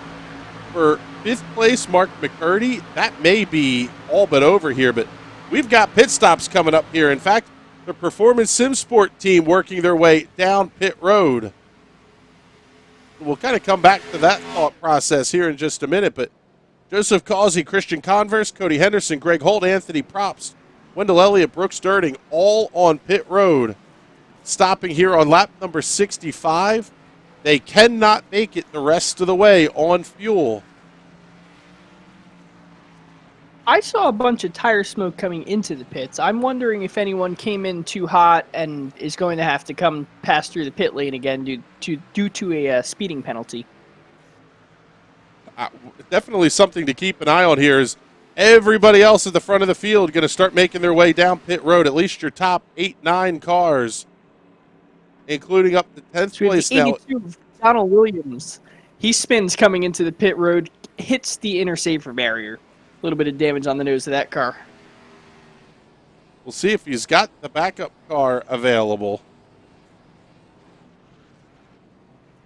May not even need it. Doesn't look like there's too much damage on that car, but you also don't want to have an issue where you're making contact with somebody either. It's the 82 machine trying to avoid contact getting into his pit box. Brian Grubb's going to win the race off of pit road, and this second group of cars is getting close, but we'll see how this is all going to play out here. Christian Converse, you'll start to see him appear on your screen, but there they are down the back straightaway. Brian Grubbs, Nicholas Lockard look like they're going to hold on to the race lead here with the pit stops at lap number 66.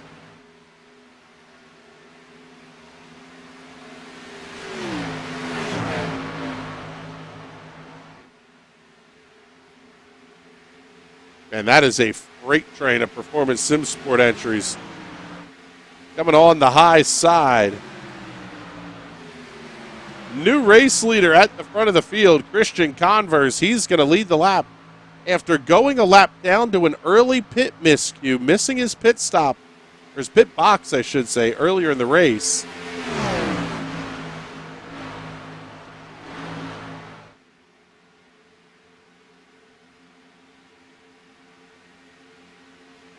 Look back to 6th place, Garrett Belzy. He's going to have Mark McCurdy and Alan Martin lined up. That is a 2-car train. Another 3-car group making their way into turn number 3. That's Michael Pittman, Nathan Aldridge, and Gavin Fitzgerald. Just a little bit back there. And you got to go way back in the corner to find Andy Briganti, Timothy Pendergrass, Greg Holt, Cody Henderson. We really have this field now very, very spaced out. Yeah, good gracious. It's a carbon copy of Daytona a couple weeks ago.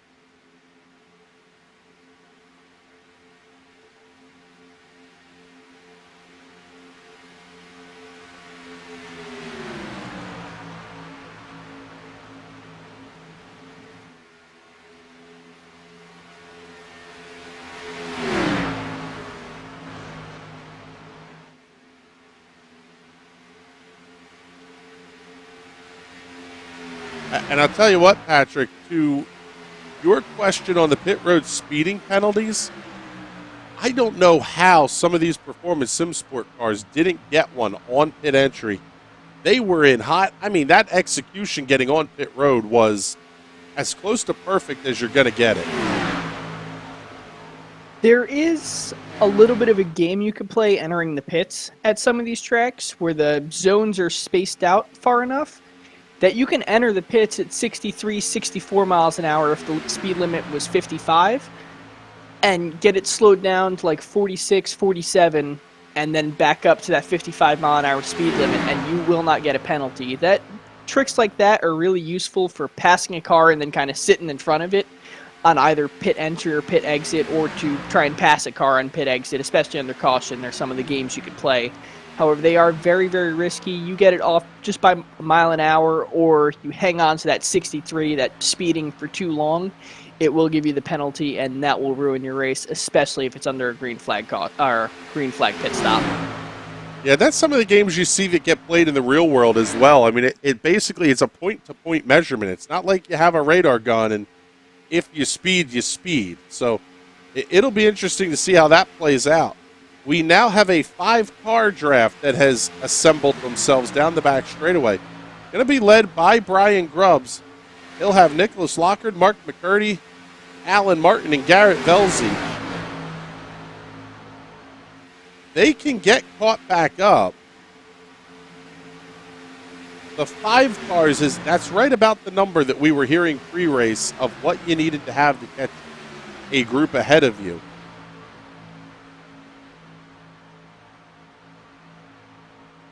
Going to have to be very well organized to pull that off, though. And I mean, you can see these cars kind of swinging around in the corners, a lot of serpentine driving.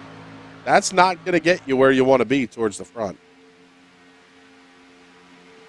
Yeah, it's very hard without being in the same call with a bunch of people and having a team like the Performance Sim Sport cars do to kind of stay in a single file line and not bob and weave around like that just because you needed as they start going around on the backstretch. Yeah, caution flag is out. Trouble. Well, that changes the whole strategy. Trouble on the racetrack for Andy Briganti. Let's get you the Hot Shoe Race for instant replay. He got a bunch of help going around. That may have been Timothy Pendergrass. I was going to say, just like that, it's very hard without that coordination and talking to the people you're in line with to stay in a nice straight line and not have an incident like that. That's just clear cut that the car behind did not brake when the car in front kind of bounced up and ended up with Andy Briganti spinning around. And James, we could hear the excitement in your voice because with this caution coming at lap number 72, I would think pit lane would be open this time. This gets you to the end of the race. What it does not get you is a lot of wiggle room for a green-white checkered finish. In fact, it gets you no wiggle room to a green-white checkered finish. Oh, man. We got ourselves a race now. There is absolutely no saving, no, oh, hey, it's early, let's take it easy. No, it's going to be full go, full aggression, brains out the window. Oh, this is going to be great. We just might see classic Talladega shenanigans here, and I am here for it. See, now I'm curious if some of these cars, before we go green again, come down the pits and take just another little splash of fuel just to give them a little bit of wiggle room if we do end up going into overtime. Did another car spin behind the 19 when they were pulling into their pits, or am I just high? I'll say it this way. It would not surprise me here, but we're cycling through everybody so quickly here that checking the timing and scoring data is a little bit more difficult on this? I am looking at it. Greg Holt did not get any help. He just entered his box a little crooked.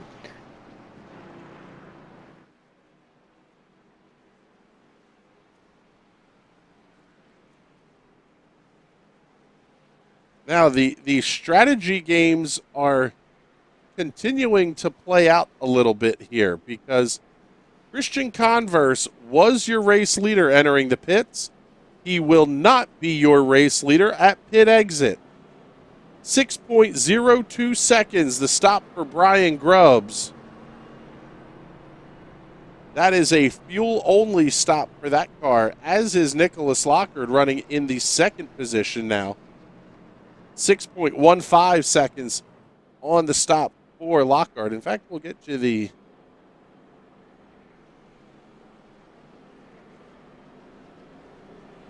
pit stop times up here for everybody.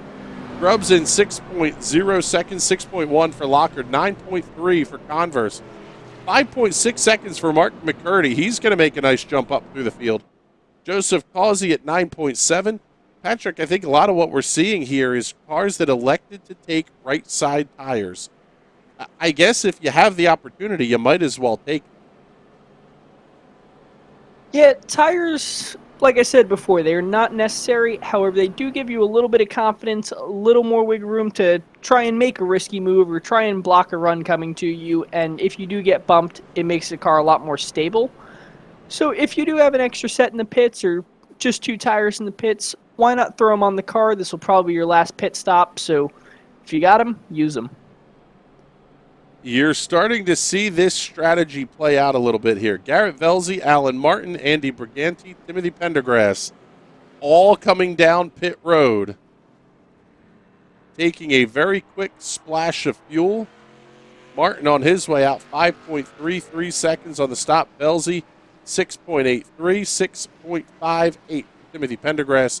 Andy Briganti, 4.85 seconds. So, again, not a big surprise here, but we are seeing the strategy call start to play out just to get yourself that little bit of extra for the green-white checkered.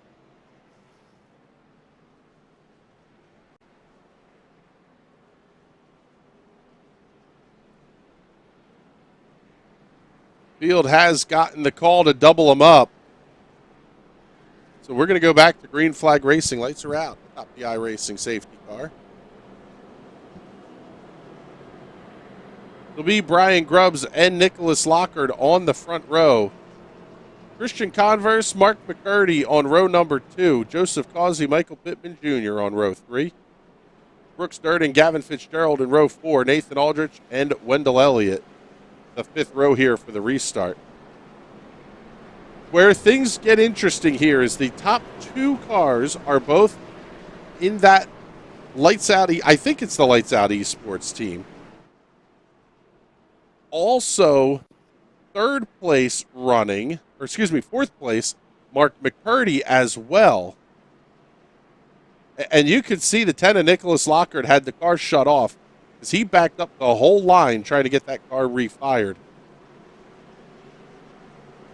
Team cars 1, 2, and 4.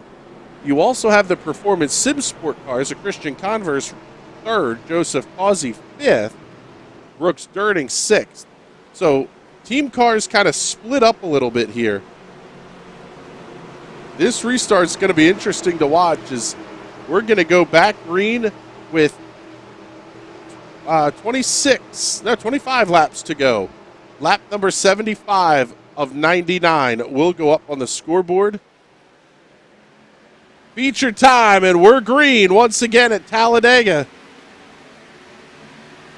Grubbs holds on to the lead. Nicholas Lockard, Mark McCurdy going to form up on the outside lane. They'll bring the team car up front of Grubbs. Here's Christian Converse looking to the inside with Joseph Causey, Brooks Durden right behind him. Team cars 2x2 down the backstretch. We got ourselves a race now. Just in this shot, you can see just how wide this track is and how much room there was in between those 2 cars. You can easily get 3 wide, if not 4 wide, and I hope we see it before the white flag comes out in this race. Ryan Grubbs thought about getting down in front of Christian Converse, but the run was just too strong as Joseph Causey all over the back bumper of Converse through the tri-oval. The bump draft almost went very wrong at the start-finish line as Ryan Grubbs got a big wiggle there. Lockered all over his rear spoiler. That would have been an awkward team meeting after the race.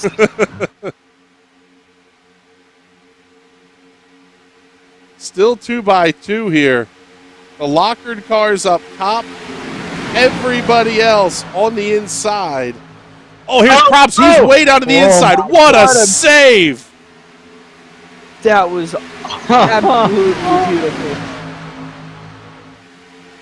At what point does save of the year become the norm for this league? It seems like we say it every single week with this High Slide Cup series. Goodness, I almost pooped myself just watching it. I can only imagine what was going through the 98's mind. Grubbs going to let Lockard to the inside. He's had enough of being the bumpy. It's time for him to give the push, but they're going to get freight train all the way to the back of the field. Now things will start to settle down just a little bit here as we look back to the front. Joseph Causey with a massive push through the tri-oval. Got Christian Converse to the race lead.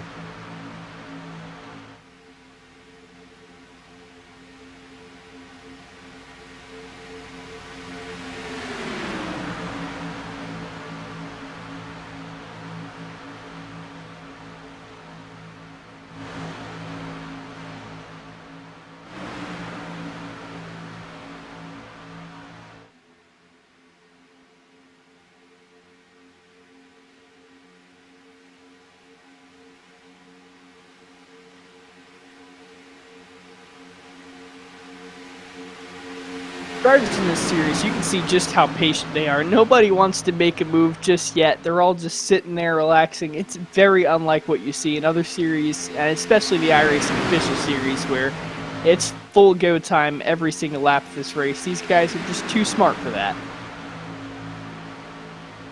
Yeah, too much all gas, no brains.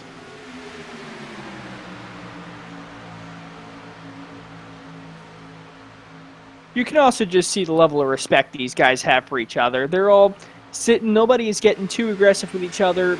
They all know each other, they all know how each other races, so they don't want to deal with a awkward conversation after the race ends either. Man, I love the look from the low shot here. You can see how these cars really do serpentine around. They do not handle docilely, we'll say it that way. Not just from an aerodynamic perspective, but the way the cars are set up, you're basically in big left-hand turns. Oh, here we go. Pit stops early at lap number 79. Interesting. Wow, this just got absolutely insane in terms of how the rest of this race is going to play out. Final pit stops ongoing for the Performance Sim Sport team. What's surprising is that you could have potentially made it the end of the race if it went green.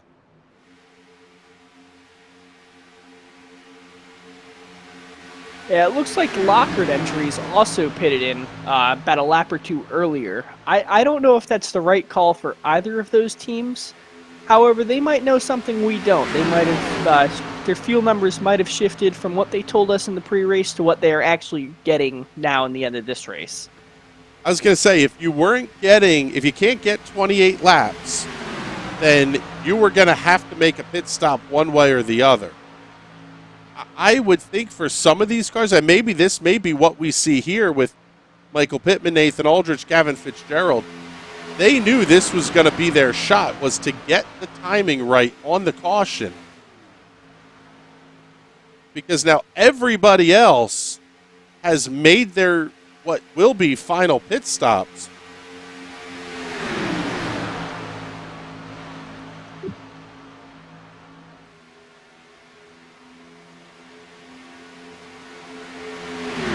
we're going to have to see how this plays out of, do they have to make a final pit stop here as we work lap number 81 of 99.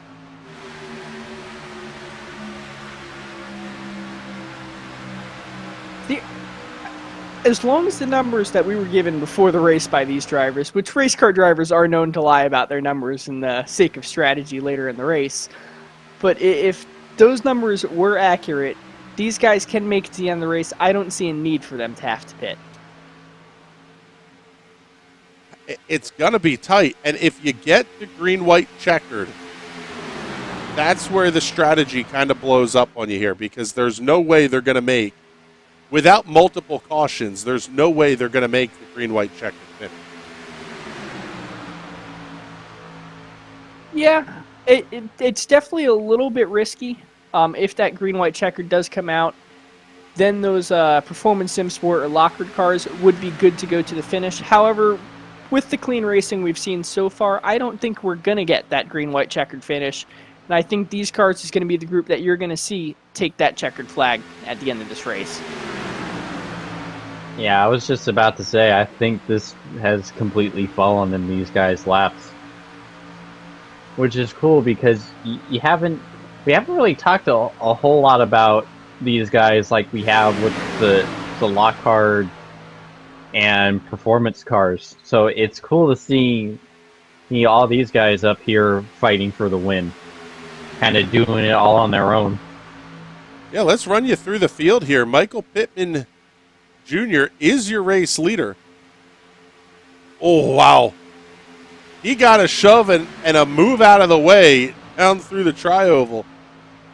He's up 4 spots from the drop of the green flag. Nathan Aldrich running right behind him, up 5 spots from where he started. So both of those cars with good qualifying runs earlier tonight as well. So no real surprise to see them at the front of the field.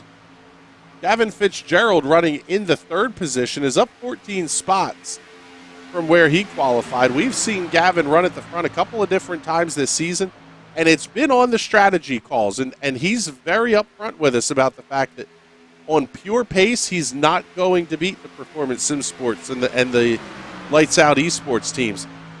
He likes to do it on strategy. So, no surprise to see Gavin Fitzgerald here at the front of the field. Cody Henderson in the 710 actually qualified in the 3rd position. Very good in the draft. May have set himself up in a position to challenge for the win here late. And that 710 machine is very aggressive every time we see him out on the racetrack with the High Slide Cup Series. 1 spot back of Henderson is Donnell Williams in the number 82. He had a good run earlier this season, got to do the front stretch interviews with us very early in the season. Haven't heard a ton from him since then. Alan Martin in the 05 in timing and scoring, and the 05 on your racetrack.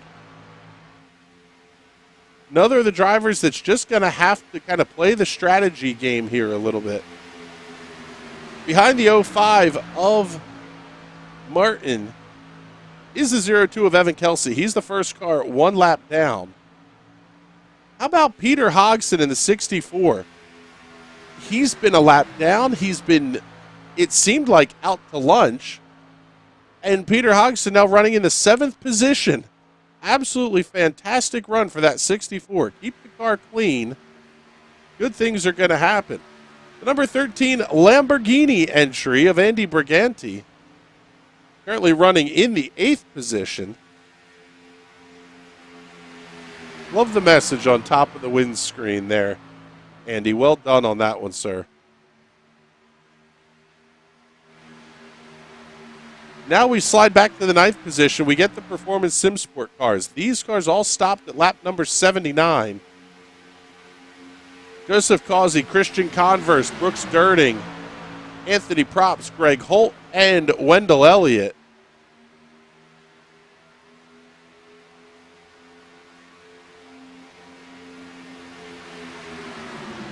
They're making up ground in a hurry, but it's going to have to be, I mean, a huge gain here because this whole group of cars, more than 19 seconds in arrears from Andy Briganti, who runs in the 8th position. They are 34 seconds behind race leader Michael Pittman Jr. Coming up to put lap number 88 on the scoreboard. James, put your driver's cap on here. If you're Cody Henderson, Donnell Williams, even Gavin Fitzgerald in 3rd, when do you have to make that move? It seems like you can't do it as the last lap pass anymore. Yeah, you're gonna have to start kind of showing your hand a little earlier. Maybe like with about 5-6 laps to go, kind of show what you're planning and try to see if you can get someone to go with you. I can't imagine, like if you're the 14, for instance, I can't imagine you won't be able to make a move and not have the 33 or the 710 come with you, because a great chance of victory is right there. And if you're the 33 or the 710, you're not going to get there if you sit in 3rd and 4th. But if you go with the 14 when he makes a move, you have a lot bigger chance of winning than just sitting around and hoping for whatever.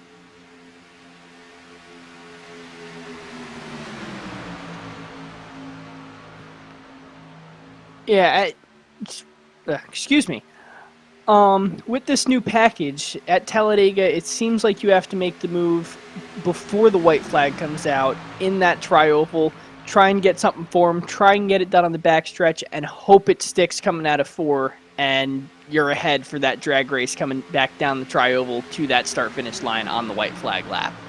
So you definitely have to put a little more work into setting up your runs. It's no longer make a move off 4 and try and get pushed all the way to the win. There's a little bit of strategy in it now and when you pull out. The other one that it almost feels like you're going to start to see is who you can tell when they're setting the run up just based on how they're dragging the brakes. And it really gives an advantage to the leader to have that. You have your relative window open. You can tell when they're starting to drag the brake because you can see that relative start to open up a little bit.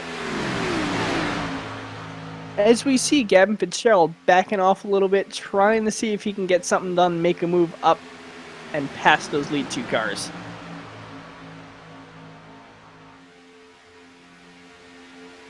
Ten laps to go. Sorry, 9 to go now. I keep forgetting. I'm thinking this is a 100-lap race. Sorry. Down to 9 laps to go here at the Talladega Superspeedway. The other big part of this is the fuel going to last. For Peter Hodgson, he is completely in no man's land at this point. Running in the 7th position, he last stopped on lap number 66. I don't think he can make the end. If he does, we're interviewing him to ask him how he was able to make that much fuel. I mean, was he running the old Junior Johnson Darrell Waltrip car that had the extra fuel built into the frame rails of the car or something? Because I don't think anybody should be able to make 34 laps on a tank of fuel here, but we've seen stranger things happen. Everybody else at the front here. As we say that, he comes into the pits. So that answers that question. Now, your top 6 that are all in line here stopped at lap number 72. You almost wonder, did these drivers say, hey, we've got a great points night, let's not be stupid here? You want the win, but, I mean, you can absolutely bury the Performance Sim Sport and Locker teams just by keeping things in a straight line. Oh, absolutely. Those cars, if they can all coordinate it, they have 30 seconds of gap now back to Joseph Causey. They can afford to back off, save that extra fuel, and guarantee those top 6 cars a top 6, which would be a great point stay for all of those cars. And there's some high-up cars in the point standing that will now be back, such as your points leader Wendell Elliott sitting in 12th right now. So it definitely helped close that gap. It'll shake up the championship. If these guys can coordinate that, I think they should. Yeah, race leader Michael Pittman Jr. is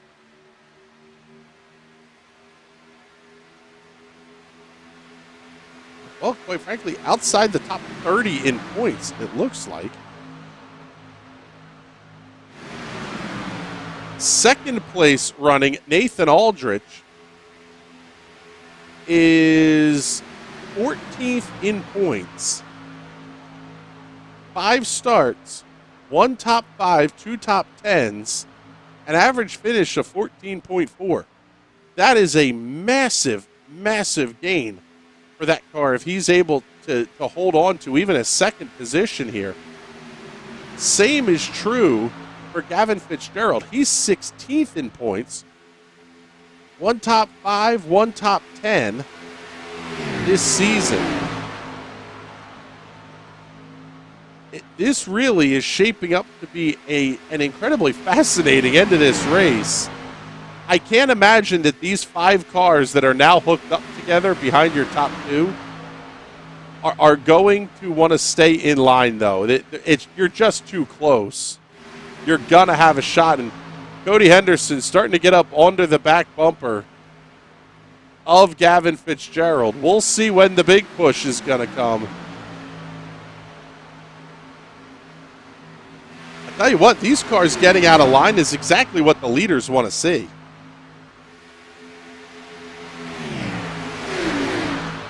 I wouldn't say that. If these cars getting out of line, they end up bringing out the caution, as we see Gavin Fitzgerald having the duck down below the yellow line, that would bring out a caution. That would bring Joseph Causey back up right to them. Those Performance Sim Sport and Lockhart entries back up to the front of the field. And even though fuel will no longer be an issue at that point, those cars have just been so fast all day. I don't know if Michael Pittman and Nathan Aldrich would be able to hold them off.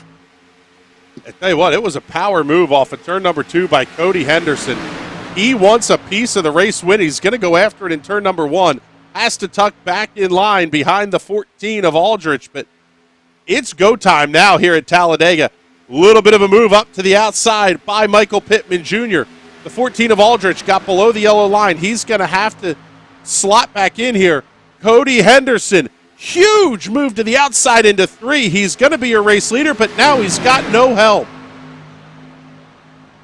Oh, wow. Wow. What? Oh. That was a power drive to the outside. What a move by Cody Henderson to take the race lead. The fan club in the comments has got to be losing their minds now, as we're down to 3 to go here at Talladega. The gap He's got too much of a gap, though. He's got too much of a gap, and the gap is shrinking. It's now inside of 21 seconds. Back to Joseph Causey. It's not enough time to catch them. But those cars are all good if we get the yellow.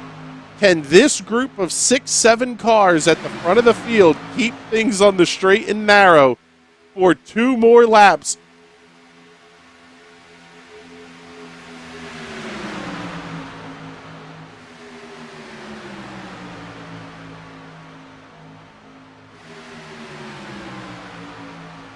Alan Martin with a big move to the outside. Henderson slides up, throws the soft block into turn number 1. The 82 with Donnell Williams going to get hung out to dry here. Keep your eye on that 17 of Michael Pittman. He was at the front of this group. Alan Martin pulls up to the outside on corner exit. Doesn't get any help to go with him. They're all single file once again into turn number 3.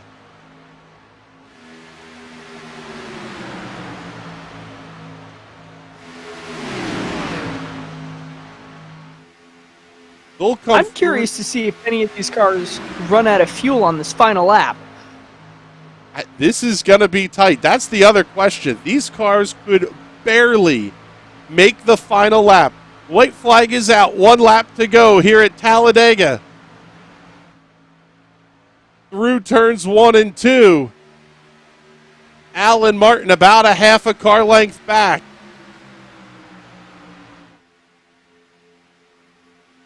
They're catching up to Nicholas Lockhart, who had an issue on the racetrack. That's going to help Cody Henderson get the big run. Lockard gets out of the way into turn number 3. Do we get to the end of this without a caution flag? Oh, trouble. One car's out of fuel.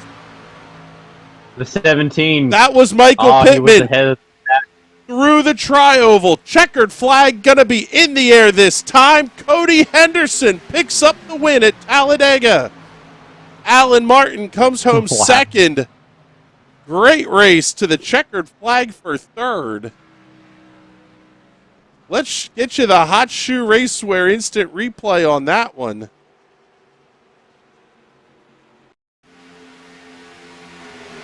Here's the run to the checkered flag after Michael Pittman ran out of fuel. Wow. That's how you get it done. And they all kept it straight. Well done, gentlemen. Absolutely fantastic finish. Cody Henderson may be out of fuel. Yeah, he is. He's going to need the push back. Michael Pittman led most of that last stint. Ran out of fuel coming off of turn number 4. Still able to come home in the 6th position. 05 of Alan Martin giving your race winner a shove down the front straightaway.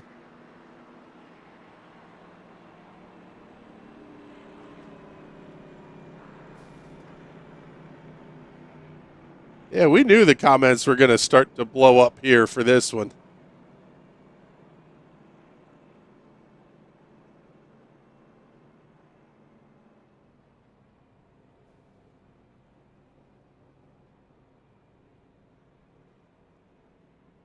Absolutely fantastic finish here. Let's get you the race results here as we'll then get ready to do the interviews here.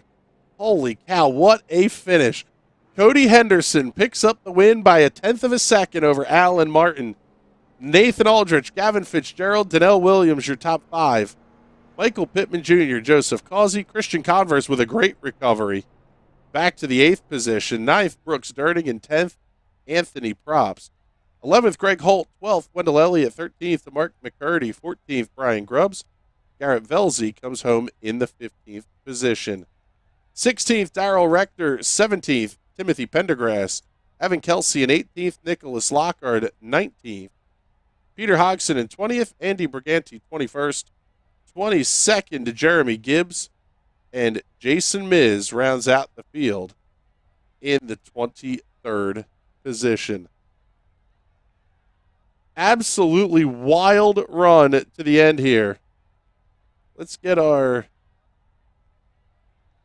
interview cameras lined up here. And first guy we're going to talk to will be Nathan Aldrich, your 3rd place finisher this evening. Nathan, absolutely wild run to the end there. How did you save that car across the start-finish line? Really did not. Evan's my teammate in the trucks, and he just gave me a shot, and we crossed right up into Gavin's car. But coming to the checkers, I don't think anyone really cares. If you wreck him after the line, then it doesn't really matter. That was what was going through your head late in that run, because we knew you were all tight on fuel. I don't think we realized how tight you all were. Me, Mike Pittman, Evan, there was a bunch of us. We were all working together from the start, and we all knew it was going to be tight, and I thought Mike was going to have enough, and I was just going to stay on him and push him to the win. And then he found out he was going to be short, so then we were just trying to kind of figure out what Gavin and everyone else were going to do around us, and just barely stretched it. It was a fantastic run and a massive, massive points night for you as well. To come home with a top 3 finish on a night when everybody else that was high up in points was not really there at the end of the race. Yeah, Christian moved me out of the way coming to the second stage, so I didn't end up getting any stage points tonight. But we're definitely happy coming home third. That was a really good run for my whole team. Well, a fantastic run for you tonight, Nathan. Who would you like to thank? My girlfriend Kayla, everyone at the Final Flag team, uh, any guys in Discord that were helping me tonight. It was a really good night for us. There you go, folks. There's Nathan Aldrich, your third place finisher this evening. And let's get the man of the hour in here. Cody Henderson, that car had a little bit extra in it tonight because you were able to make some moves outside that nobody else was able to. Man, I gotta tell you what, this Husker black shirts Ford Mustang really did his job today. You know, we're running down to the end right there. We had a good pack running together. Not all of it was strategy. We're gonna say Lady Luck was on my side today, and yeah, we made it happen. Boy, there's nothing scarier coming from that checker, and you run out of fuel. Boy, we ended up in the position. Yeah, and it was not without adventure either here because you were involved in that early incident with the Performance Sim Sport team where you were sliding sideways through pit road. It was not an easy run to the front. Oh, to come back from that, luckily we had got the issues taken care of there. Got out, got our quick repair, put them back on, just went right back at it. Instantly started thinking strategy again. Luckily, we were able to stay out of the mess. I think sitting to the back, we missed out on an incident. We could have been a little bit worse, but hey, we're glad to be where we're at. So I wanted to ask, you were making some ridiculous moves right at the end to put yourself in that position. That last move in particular that got you into the lead, what was going through your mind when you were doing that? And when you got in front, did you know that you had it then? Oh, you never know if you have it. Anything can happen in the last second. It doesn't matter if you're in the front, you're in second, you're in Talladega. Every second matters. And when it comes down to it, I knew we were all down on the same strategy. Just thinking about where I'm at, what I had left in the tank, and I could tell. I think the 33 in front of me was running low. He was wanting to push because he didn't have enough. There was enough of a gap to get me in there, and I took that slingshot and got up in there. And then before you know it, what happened played out in the beginning. We had that huge run, and I took it. You got to take that moment, take that shot, and I was able to slide right up in there. I gotta give him the compliments for letting me slide up in there because that was a really tight squeeze. If it wouldn't have happened, it would have been a mess, but we all came away with good positions. Absolutely epic drive tonight, Cody. Congratulations on the win here. Who would you like to thank? I gotta thank the support from the family. You guys hear them out there on the comment section. You gotta support that. Good drivers up here up front who we're running with. Good team. Excuse me, a little choked up there. Good team effort from these guys. We got a good crew out here. Thanks to Garrett for letting me be out here. Thanks to everybody, all the admins and everybody. And thank you guys for broadcasting us and being here tonight. There you go. There's Cody Henderson, your race winner. Absolutely epic performance late in the race here. The fuel saving was just enough, talking about running out as he crossed the start-finish line. And I tell you what here, guys, I don't know who else we may want to talk to, but this really was one of the best plate races we could have hoped to see here tonight. When all the drivers were talking about how much they hated the plates, the style of plate racing, we got a fantastic show out of this. Oh yeah, this was one of the better Talladega races I have seen on iRacing, if not one of the best. The skill level of these drivers, the way they make their strategy calls, it's not just pitting every yellow, because there aren't a lot of yellows. There are green flag pit stops that come into play. There's a lot of thinking. There's a lot of math that goes on. There's a lot of team coordination. And these guys just do it flawlessly. I don't think we could have ever seen a finish like this if we were to watch a NASCAR or iRacing official series race this track. So this was an absolutely phenomenal race to watch and help put on. Yeah, and James, as we look ahead here, we get a week off, so I'm tempted to just re-air this race next Sunday night because it was absolutely fantastic. But now we get into a little bit more of kind of the meat of the schedule for the High Slide Cup Series. And looking ahead here on the schedule, we have Kansas, the All-Star race, then a 200 lapper at Charlotte and 250 laps at Dover. This really is now where we're going to start to get into. In fact, this is the final 4 races before we set the playoff championship standings. It's go time. And this really was a big night for a lot of those drivers that were questionable on points.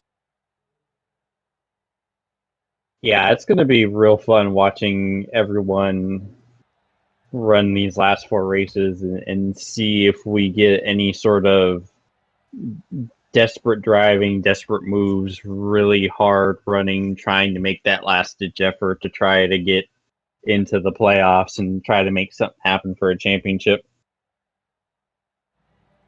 Yeah, taking a look at Cody Henderson, I mean, he was, I just lost him here. He was 10th in points heading into tonight. Only one top 10 in 5 starts this season. He picks up the win, a ton of stage points and bonus points to go along with it. So really a fantastic run for the 710 of Cody Henderson, and a lot to look forward to, as we mentioned, coming up here for the High Slide Cup Series. They are off next weekend, and we'll be observing the highest of high holy days on the motorsports calendar with the Indianapolis 500 and the Coke 600 next weekend for the Memorial Day holiday. The High Slide Cup Series returns on June 6th. The Kansas 129 will be the next race on the schedule. Then we're going to follow it up, round out the regular season with the All-Star race, the 200 lapper at Charlotte, and then, as we mentioned, 250 laps at Dover to round out the regular season. We take a week off for the 4th of July, and then it is week in and week out for the rest of the season. Kentucky, Michigan, Las Vegas, Pocono, Auto Club, New Hampshire, Chicagoland, Texas. Man, this one's going to be a ton of fun. But we've got a lot of content coming up this week here on the National Racing Network. Tomorrow night, we will have the Silver Crown Cup at 9:45 in the East. Tuesday night, a doubleheader of racing action with the Sprint Cars and the TNT PM18 All Oval Series. Wednesday night will be the High Side Hustle with Burt Wojcik and Adam Rubright.